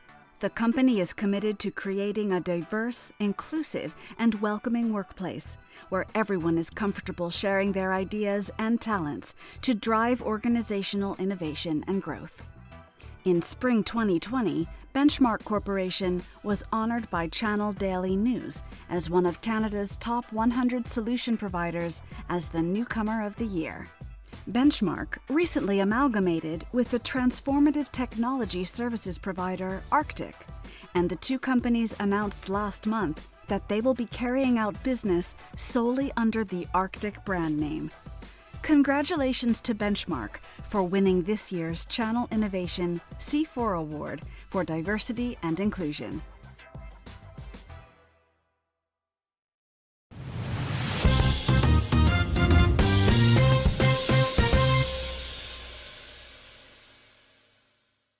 Hello everyone, this is Rob Brown, Director of Channel Sales for Hewlett-Packard Enterprise Canada. Our number 4 Solution Provider of the Year is a 35-year veteran of the Canadian market that prides itself on having grown from a small operation in Toronto to one of Canada's largest privately owned IT service providers. With recorded revenue of just under $660 million, its recent highlights include record sales for software and for the first time, in excess of $50 million in annualized managed services revenue, plus total services revenue of $110 million, making services the company's highest growth category. Coming out of the pandemic, our number 4 solution provider believes organizations are realizing the essential nature of IT investments and sees substantial growth opportunities ahead. To meet this demand head-on, Compugen is evolving and recently created 2 new roles within their organization, the Office of the Chief Operating Officer and Chief Sales and Marketing Officer. These are very exciting times at Compugen indeed. So let's have a big hand for our number 4 CDN Solution Provider of the Year, Compugen. And now, let's hear about their story. Despite the pandemic, 2021 was a busy year for Compugen. It became the first partner in Canada to earn the Citrix Partner Platinum Plus designation, established a strategic partnership with Zoom that authorizes it to sell Zoom Enterprise products across Canada, and earned an advanced specialization for Microsoft Teams calling. It also became an authorized service provider for Microsoft Surface devices, fielding a team of more than 600 in-house experts nationwide, and establishing service centers with on-site parts inventory. On top of that, it managed to become Aruba's Canada Partner of the Year for the 3rd time in 4 years, become Cisco's Breakout Partner of the Year for Western Canada, and win 2 awards for its cybersecurity practice, the Fortinet Achievement Award and Canadian Partner of the Year from Arctic Wolf. If that's not enough, Compugen Finance was named Most Innovative Leader at the ClimateWise Awards, which honors the company for the success of its Future Value program, which helps organizations across North America responsibly recycle their outgoing IT hardware assets and give them a new lease on life. And it was Innovator of the Year at last year's Channel Innovation Awards for its work at Mackenzie Health, as well as being number 4 in last year's Top 100. All in all, a very good year. Congratulations to Compugen, again number 4 on our list of the top 100 solution providers for 2022. Here's Compugen to accept the award. It's a real honor to be accepting this award this year on behalf of Compugen and the entire organization. As we know, the past year has been one of change and adaptability, and we certainly have been pressing forward around all the things that we're doing to help our customers and society. And this award is a real testament of all of the thing and all of the hard work we've put in. Also want to say thank you to all of our vendor partners and all of our industry colleagues. I know that technology for all of us is something that's really been recognized and one that has helped so many through this past year. So thank you very much.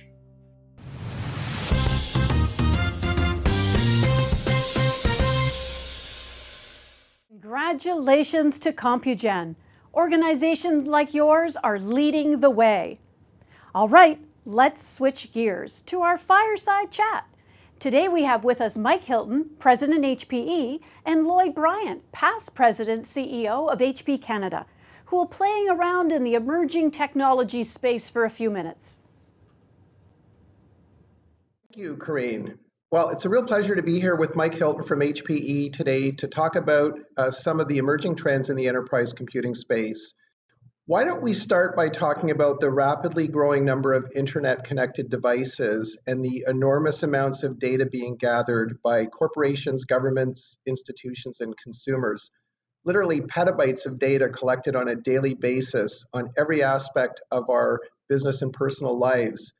Clearly, this creates tremendous opportunities for organizations to leverage this information for competitive advantage and value creation. Why don't you tell us a little bit about what HPE is doing around this opportunity?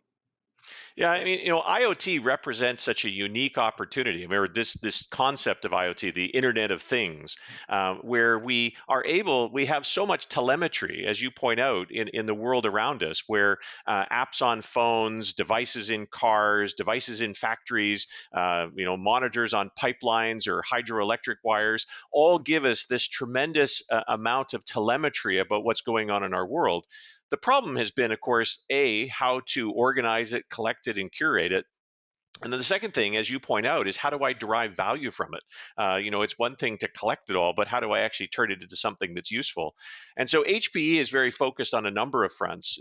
First and foremost is the concept of communications through Aruba and our Aruba business unit. We've built very robust both wireless and wireline networking infrastructure to be able to support these types of activities. The second thing, of course, is having compute and storage at different areas within your organization. Sometimes when we're collecting this data, it doesn't make sense to bring all of the data back to a central repository. Sometimes it makes sense to actually process the data in real time at the edge. And this becomes very important for things where you might be dealing with safety. I don't want to worry about the round trip of having that data go all the way back to some AI engine in the cloud to then give me an answer back, and it might take a half a second or a second to do that. I want to be able to respond in real time, or I also want to be able to respond. You think about autonomous vehicles, I need to be able to respond in a disconnected capacity. I have to have everything at the source of the data, because if I lose connection, I then lose the decision-making support or the analysis support that comes with it. So I think, we're trying to support that whole ecosystem of both communication, storage, compute, processing. The other thing that we're seeing, obviously, is new ways of developing applications. And in particular, you see this new application modernization strategy called containerization. Containerization is going to dramatically change the way in which we build, manage, maintain, and support the application portfolios that use this data, or in some cases even generate the data. But the ability to have application mobility is really critical. And HPE is very involved in supporting that type of activity as well. It'd be interesting to hear how you and HPE are thinking about, cyber protecting that data, as well as dealing with privacy concerns. One of the core issues that we see today is it's less about people accessing data, and it's more about what happens when people block you from accessing your own data. And this is the area of ransomware. And HPE is one of the pioneers in root level cyber defense. We're one of the few manufacturers that actually encrypts in the silicon a specific code so that it's not possible for someone to spoof the firmware. You actually have to authenticate at a hardware level before you can even update firmware. So all of these things are part of an investment that we continue to make sure that we're always delivering the highest level of cyber defense capability across our core infrastructure. And we allow that, as we talked about in the previous conversation, that's in our core data center technologies, but as well as in the technologies that we deploy to the edge for our customers. Be interesting to hear what your thoughts are around how AI can be leveraged in these, data center / edge solutions, and what HPE is doing in that space. This has been a huge area of investment for HPE. I mean, as you may know, we recently acquired in the last year Cray, which is one of the leading high performance and supercomputer technologies. Prior to that was Silicon Graphics.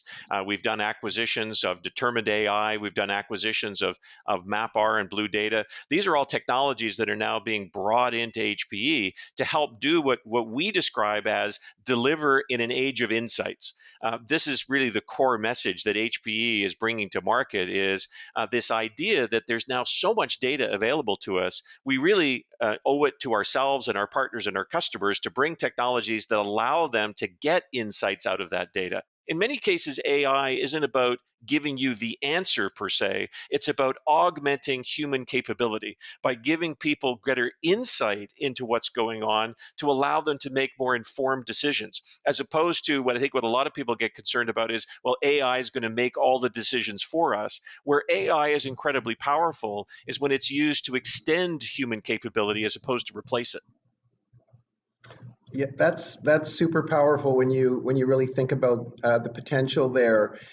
Let's switch gears once again and bring this full circle. So the proliferation of devices out there and all of this data and growing data centers does come at some cost to the environment. Maybe you can share with us HPE's focus in this area and kind of address this conundrum, which is how can we have the anytime, anywhere, data-driven world we want, but have it still be sustainable? This concept of sustainability is one that I'm really proud to work for a company like HPE that has really committed itself to building a sustainable strategy in what you described as one of the more energy hungry areas of the economy, which is compute and storage and things of that nature. As you alluded to, I mean, the first step is to make sure that at least what you're producing is sustainable. And this is where HPE has had a very strong foundation in what we describe as the circular economy. And that's making sure that first and foremost, everything we manufacture has an ability to be recycled. That's a core tenet of HPE's engineering strategy. When you couple that then with a commitment to make sure that when for a particular customer that technology has reached its useful end for them, we look for opportunities to make it usable for somebody else. And this idea of making sure that we're refurbishing and reusing legacy technology before it's actually disposed of. And then finally, having a very robust technology recycling initiative is all about making sure that the products themselves are sustainable. If we go to the next step, it's about engineering energy sustainability into products. So if you think about our Aruba product line and our wireless access points, we now have technology in the access points that will sense whether or not there's activity in that office environment. And if the activity declines, we can actually turn down or turn off the access points in order to conserve energy. And then ultimately, where we're really going today is recognizing that many customers have a lot of what are often referred to as zombie workloads running in their data centers. This is where I might have lots of compute capacity or storage capacity, but at any given time, only 50% of it is actually delivering value. Or even worse, many customers go through these long procurement exercises where they'll buy 4 or 5 years worth of infrastructure as part of a capital investment, install it in their data center, cool it, manage it, support it, but only use 50% of it for the first 18 or 24 months of its life. And so now we're, powering and cooling infrastructure unnecessarily. And so part of our whole private cloud capability is giving people technology that they only use what they need, and therefore we only deploy what they use. And that is a really powerful capability. Well, Mike, it's been great connecting with you and hearing about all this amazing innovation going on at HPE. Might be a good way to wrap up here just by talking about what all of this means for the channel community and how you see the opportunities for channel partners.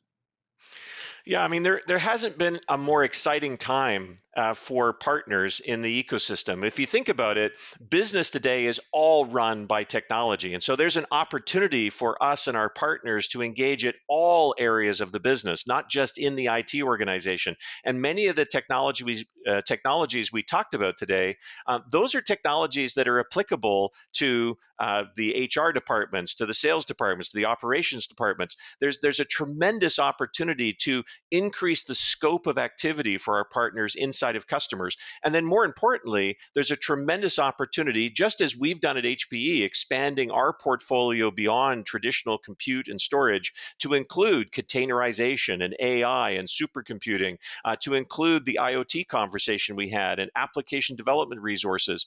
All of these are areas that our partners can get involved in now to expand the types of services that they bring to customers. And so, it couldn't be more exciting for us in this industry to see all of this opportunity. And again, not just the opportunity from a technology perspective, but the opportunity across different areas of our customers' businesses. That's a great way to wrap this session up, Mike. Lots of opportunity for the channel. It's been great connecting with you today, and we'll look forward to hopefully seeing you live sometime in the not too distant future. Very good. Thanks, Lloyd.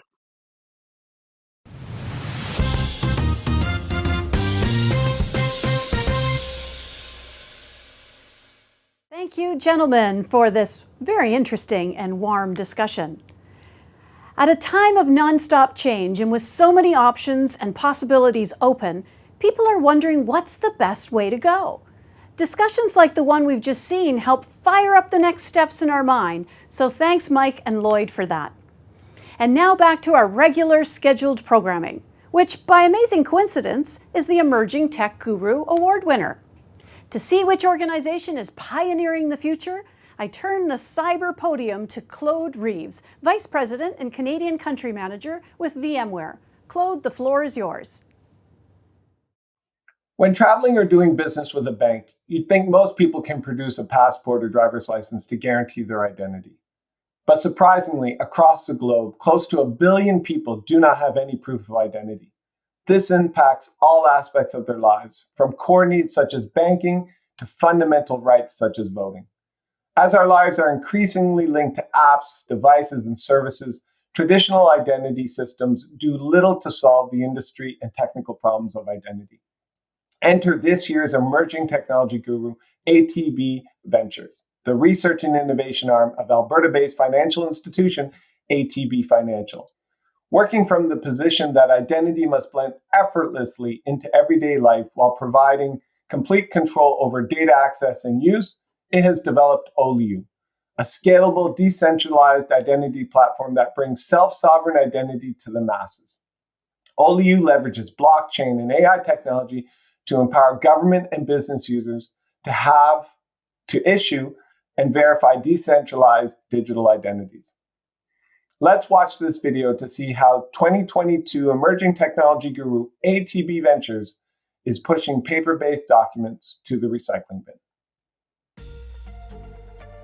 Launched in 2020, ATB Ventures is the research and development arm of ATB Financial, an Alberta-based financial institution that houses a diverse team of entrepreneurs, inventors, and data scientists who share a passion for technology.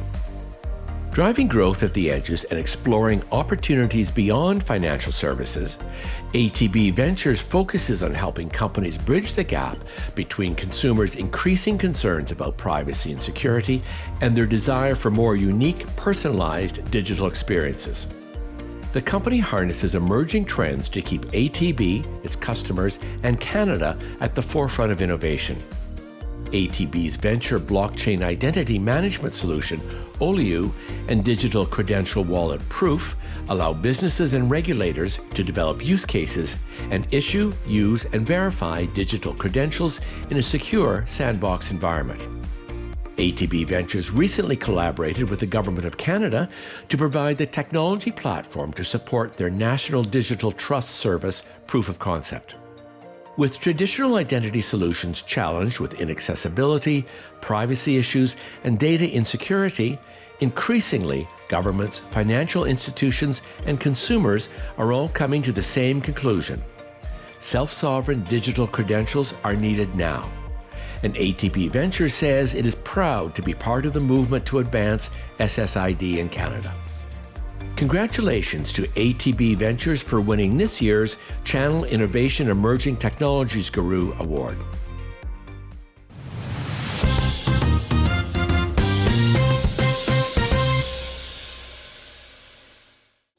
Claude, and congrats to ATB Ventures. The idea of digital identity has been a tenet of science fiction movies for years. I'm glad to see it's finally coming to fruition. We've been dealing with some heavy topics. It's time for a little fun. Let me introduce John Camilleri from HP, our quiz sponsor for today. Please tell us how this is going to work, John. Thanks, Corrine. HP is proud to be today's sponsor for this year's quiz. If you've been to one of these events, you'll know how the quiz works. We pose some questions and you in the audience answer them. We'll show you the results and you can compare yourself to the rest of the audience. Participating in the quiz is easy. The questions will appear on the right-hand side of the screen or below the window where I am right now if you are on a mobile device.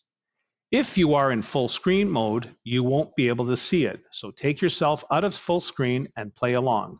It will be fun. If you haven't already entered your name and accepted the terms of the chat on the chat box, please do so now and you can participate in our quiz. We'll see the results live, so you'll be able to compare yourself to your colleagues in the audience. With that, let's get started. Thanks, John, for that great introduction. Now let's get started. Despite the turmoil of 2020, almost a quarter of solution providers in the Canadian Top 100 for 2021 saw an increase of revenue of 10%, 20% or more, 50% or more, or none of the above. Feel free to put your answer in the chat. You got it, 20% or more if that's what you selected. More is amazing as so many companies across the country work to keep their doors open. The channel, for all its pandemic-inspired troubles, has for the most part enjoyed a place of privilege for the past 2 years, helping organizations keep their employees working. Okay, question number 2. More than 90% of respondents in last year's Top 100 said they were looking forward to what in 2022? Eating in restaurants? Wearing pants with a waistband? Hiring more staff? Or D, running a marathon? If you said C, hiring more staff, that is you. If you can find them, it's become a challenge, as you heard in our earlier panel discussion. Question number 3. What do Compugen and CompuCom Canada have in common? Their names begin with Compu, revenues of more than 400 million, making the top 10 list for Canadian solution providers in both 2021 and 2022, or D, all of the above? Jeopardy music here. The answer is D, all of the above, and we are so proud to have them represented here this afternoon. Number 4, in 2021, the most important certification for Canadian solution providers was for security, vaccinations, project management, or D, networking. This is a tough one, but if you said either or both A and B as correct answers, you are right. Number 5, the top challenges facing solution providers include supply chain challenges impacting inventory levels, finding new clients and performing network analysis, operation costs and evolving security threats, or D, all of the above. Another one. D, all of the above is the correct answer. Which of the following are HP's ambitious climate action goals? A, reach 75% circularity for products and packaging by 2023. Achieve net zero greenhouse gas emissions across the HP value chain by 2040. C, reach carbon neutrality and zero waste in HP operations by 2025. Or D, all of the above. Well, once again, the correct answer is D, all of the above. Great work, HP. Thanks everybody for playing. How did you do? Okay, I'd now like to introduce you to Rob Brown of HPE, who will introduce our next award winner. Rob, the floor is all yours. The past 2 years have brought unprecedented change. The fact that for the second year you're watching this conference and award show on a monitor and possibly even your sweatpants, as opposed to a conference room and in the company of your colleagues, pays testament in just one small way that the workplace has forever changed. In fact, the past 2 years have seen a series of rapid changes that have required companies like our 2022 Remote Work and Collaborative Spaces Wunderkind to provide customers with the opportunities to pivot from standard in-office environments to creative and secure remote or hybrid working conditions. Halifax-based Graybar Corporation, an electrical distribution company, was one such company. With operations in over 30 locations across the country, it needed a system that would allow employees to work from any location. After studying the problem, our 2022 Remote Work and Collaborative Spaces Wunderkind Corel Corporation, an Ottawa-based software company, introduced Graybar to Parallel's RAS. How did Corel energize Graybar's business and shine a light on the power of collaborative working? Let's listen in to their story. Corel has been enabling organizations to reach their full creative potential for more than 30 years. With a rich portfolio of creative, collaborative, and productivity solutions, Corel provides the full range of tools organizations need to succeed, large or small. Additionally, its expansive partner network and support structure leave no question unanswered.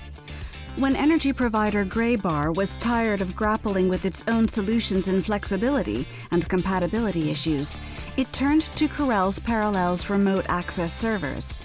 The service provided 24/7 virtual access to new tools, allowing the Graybar team to work more efficiently from all locations, unifying its distributed workforce. Additionally, Parallel's RAS is available on both desktops and mobile operating systems, a feature that's unavailable in Graybar's old system. Parallel's RAS also comes with a set of powerful management tools, providing a centralized command center for the IT team to quickly address user concerns. Congratulations to Corel Corporation for being the Remote Work and Collaborative Spaces Wunderkind.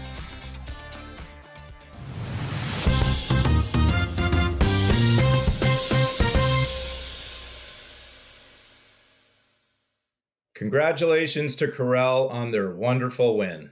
This is a special organization that's been around a long time, and we're glad to see they're still very much in the mix.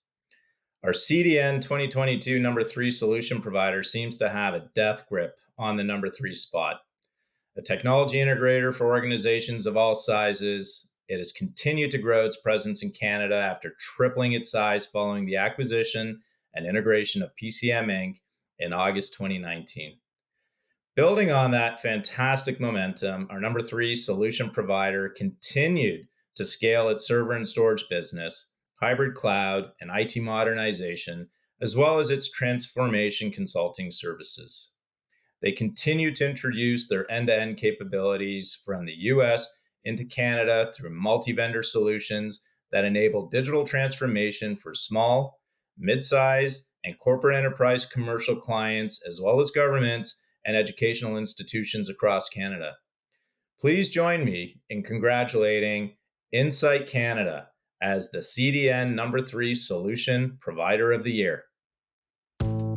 Insight Canada helps businesses globally with its Insight Intelligent Technology solutions. The company serves industries such as education, hospitality, government, SMBs, and construction. Insight offers business solutions and services like cloud, managed print services, software asset management, security, and storage. Over the past year, the company has seen the impact of supply chain issues and the talent and skills shortage plaguing the tech sector. However, in the next 12 months, Insight expects many of its solutions to grow. Increase in data centers, digital signage, and mobile device management is projected. In addition, significant growth is forecasted for cloud, AI and cognitive, SaaS, and security. Insight is looking to expand its company with more employees this year, especially within its security, mobility, IoT, cloud, and privacy teams. In 2021, Insight was able to improve its internal sales practice and revenue per employee. It also successfully improved its marketing strategy. Congratulations to Insight Canada for winning the #3 Solution Provider of the Year award for 2022.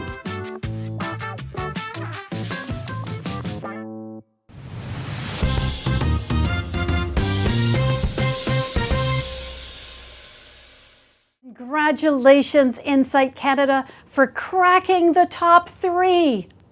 I have a bright idea. Let's move along to Innovator of the Year. Here to present that award is Bill Brandell from Ingram Micro.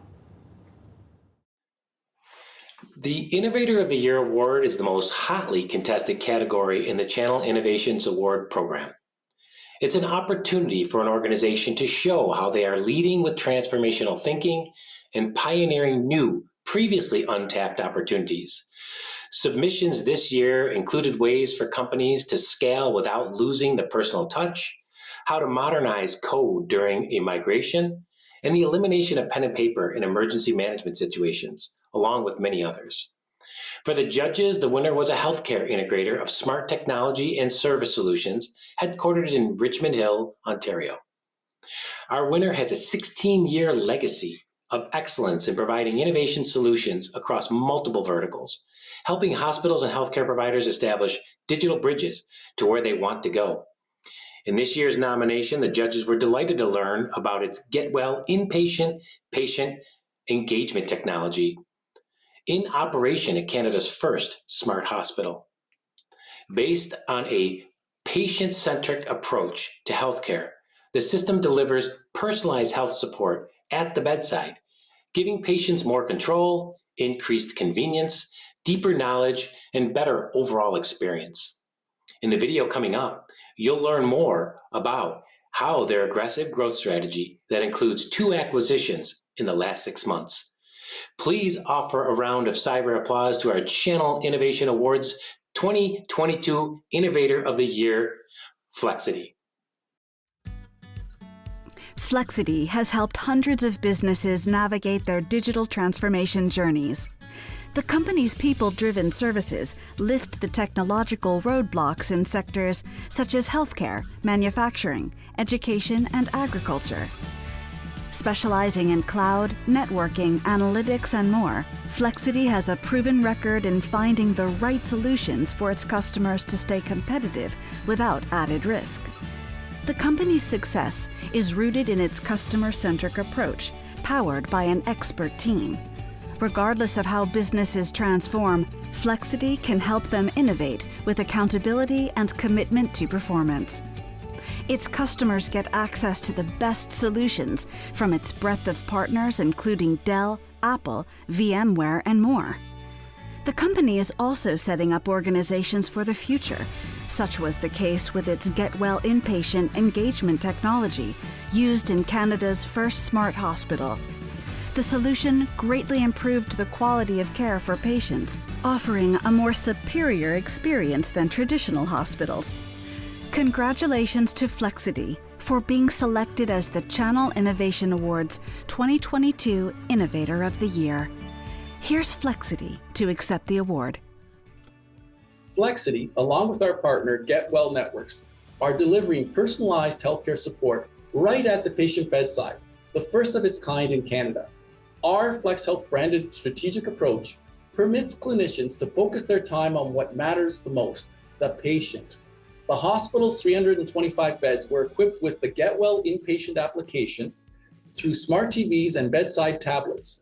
I would also like to express my gratitude to our team here at Flexity, our partner Get Well Networks, and the team at Cordalucci Hospital. Thank you. On behalf of the team at Flexity and myself, I am truly honored and humbled to receive this award.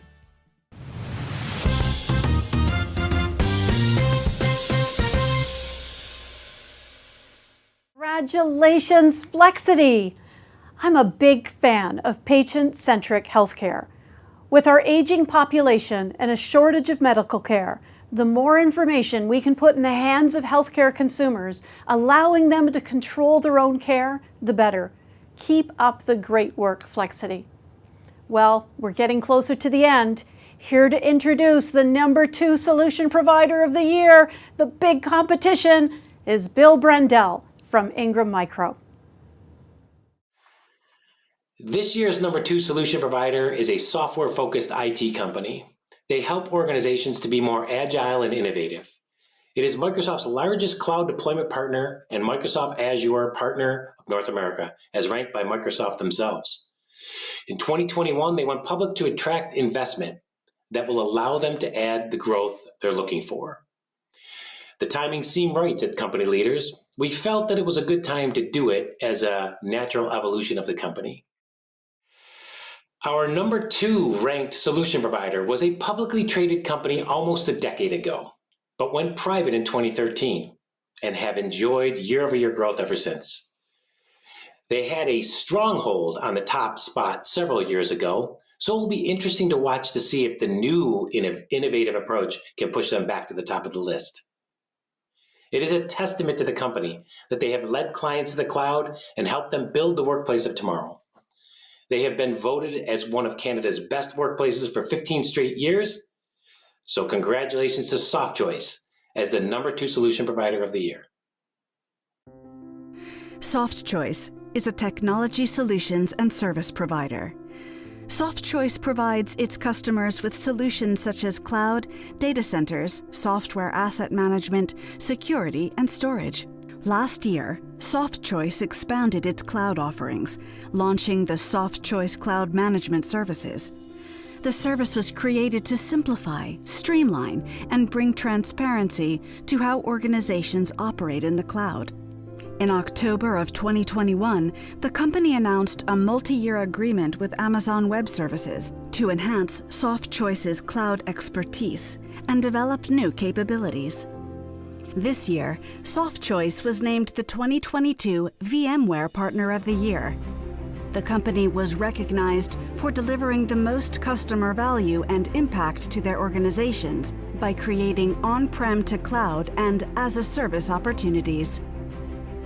Congratulations to SoftChoice for winning the #2 Solution Provider of the Year award for 2022.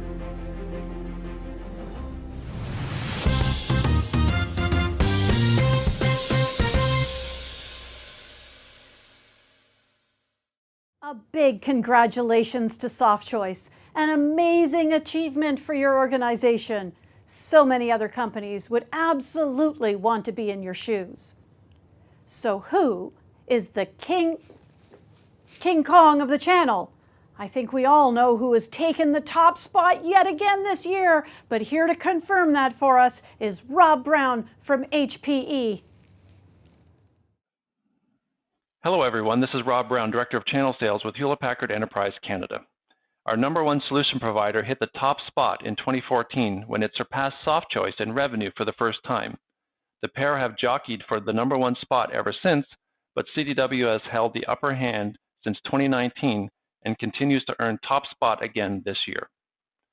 The longtime value-added reseller brings almost 4 decades of experience to the table, driving consistent growth when most other VARs started transitioning to the managed services provider model in the mid-1990s. While other top IT channel partners may have the advantage in managed services, CDW's broad line card and suite of services are hard to understate.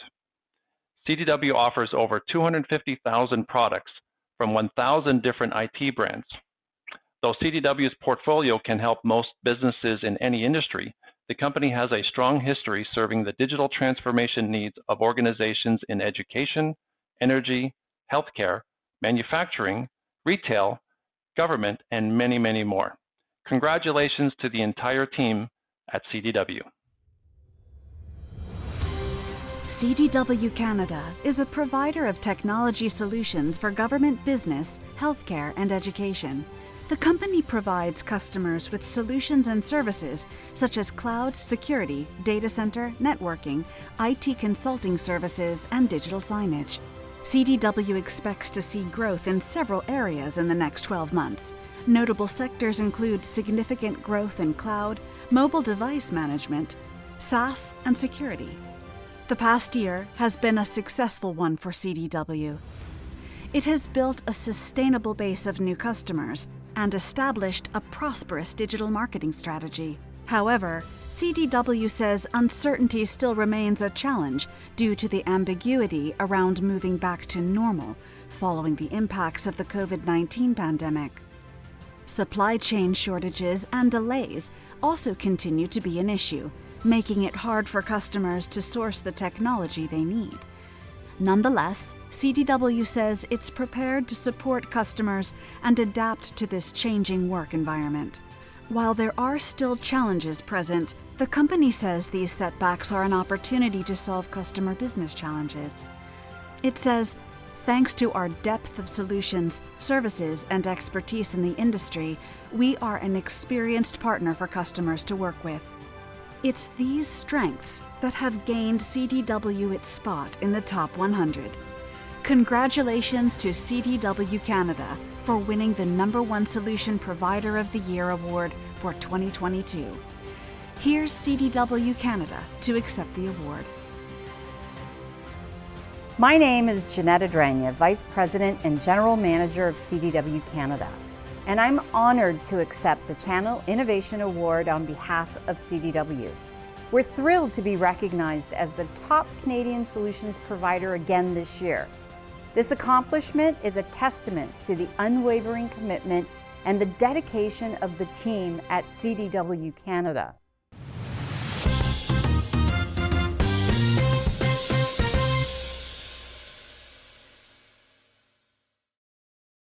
Congratulations, CDW, and all of the companies that ranked on this year's list.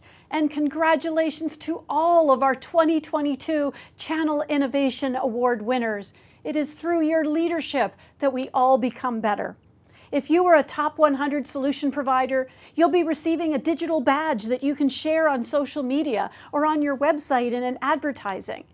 If you're a CIA award winner or one of our top 5 solution partners of the year, your physical award will be arriving shortly in the mail. To everyone who attended today, thank you. You'll be receiving a conference evaluation, which we would love for you to complete. You'll also get a downloadable link to the benchmark report. Thank you once again to all of our sponsors, Ingram Micro, HPE, Acronis, HP, VMware, ViewSonic, and our snack bar sponsor, Samsung. We couldn't have done it without you. And a special thanks to the ITWC team that works so hard to deliver an amazing and seamless experience. Thank you to the team. You'll find today's stories on Channel Daily News. We encourage you to share your success stories and also the challenges, as well as the many important conversations you're having with other partners and customers. It's crucial we all continue to stay connected and learning. Speaking of learning, why not register for one of the many upcoming flagship events? The annual Digital Transformation Award Conference, featuring DX and CIO of the Year awards, is set for May 25th to 26th. And the second annual LGBTQ2S+ event is on June 21st. You can find information and registration information on our platform. Before I go, a final reminder for you to visit the Canadian Channel Chiefs Council, affectionately called C4, at channelchiefs.ca. Until next time, stay safe and healthy, and may all your backgrounds be as awesome as you are. Thanks, everyone.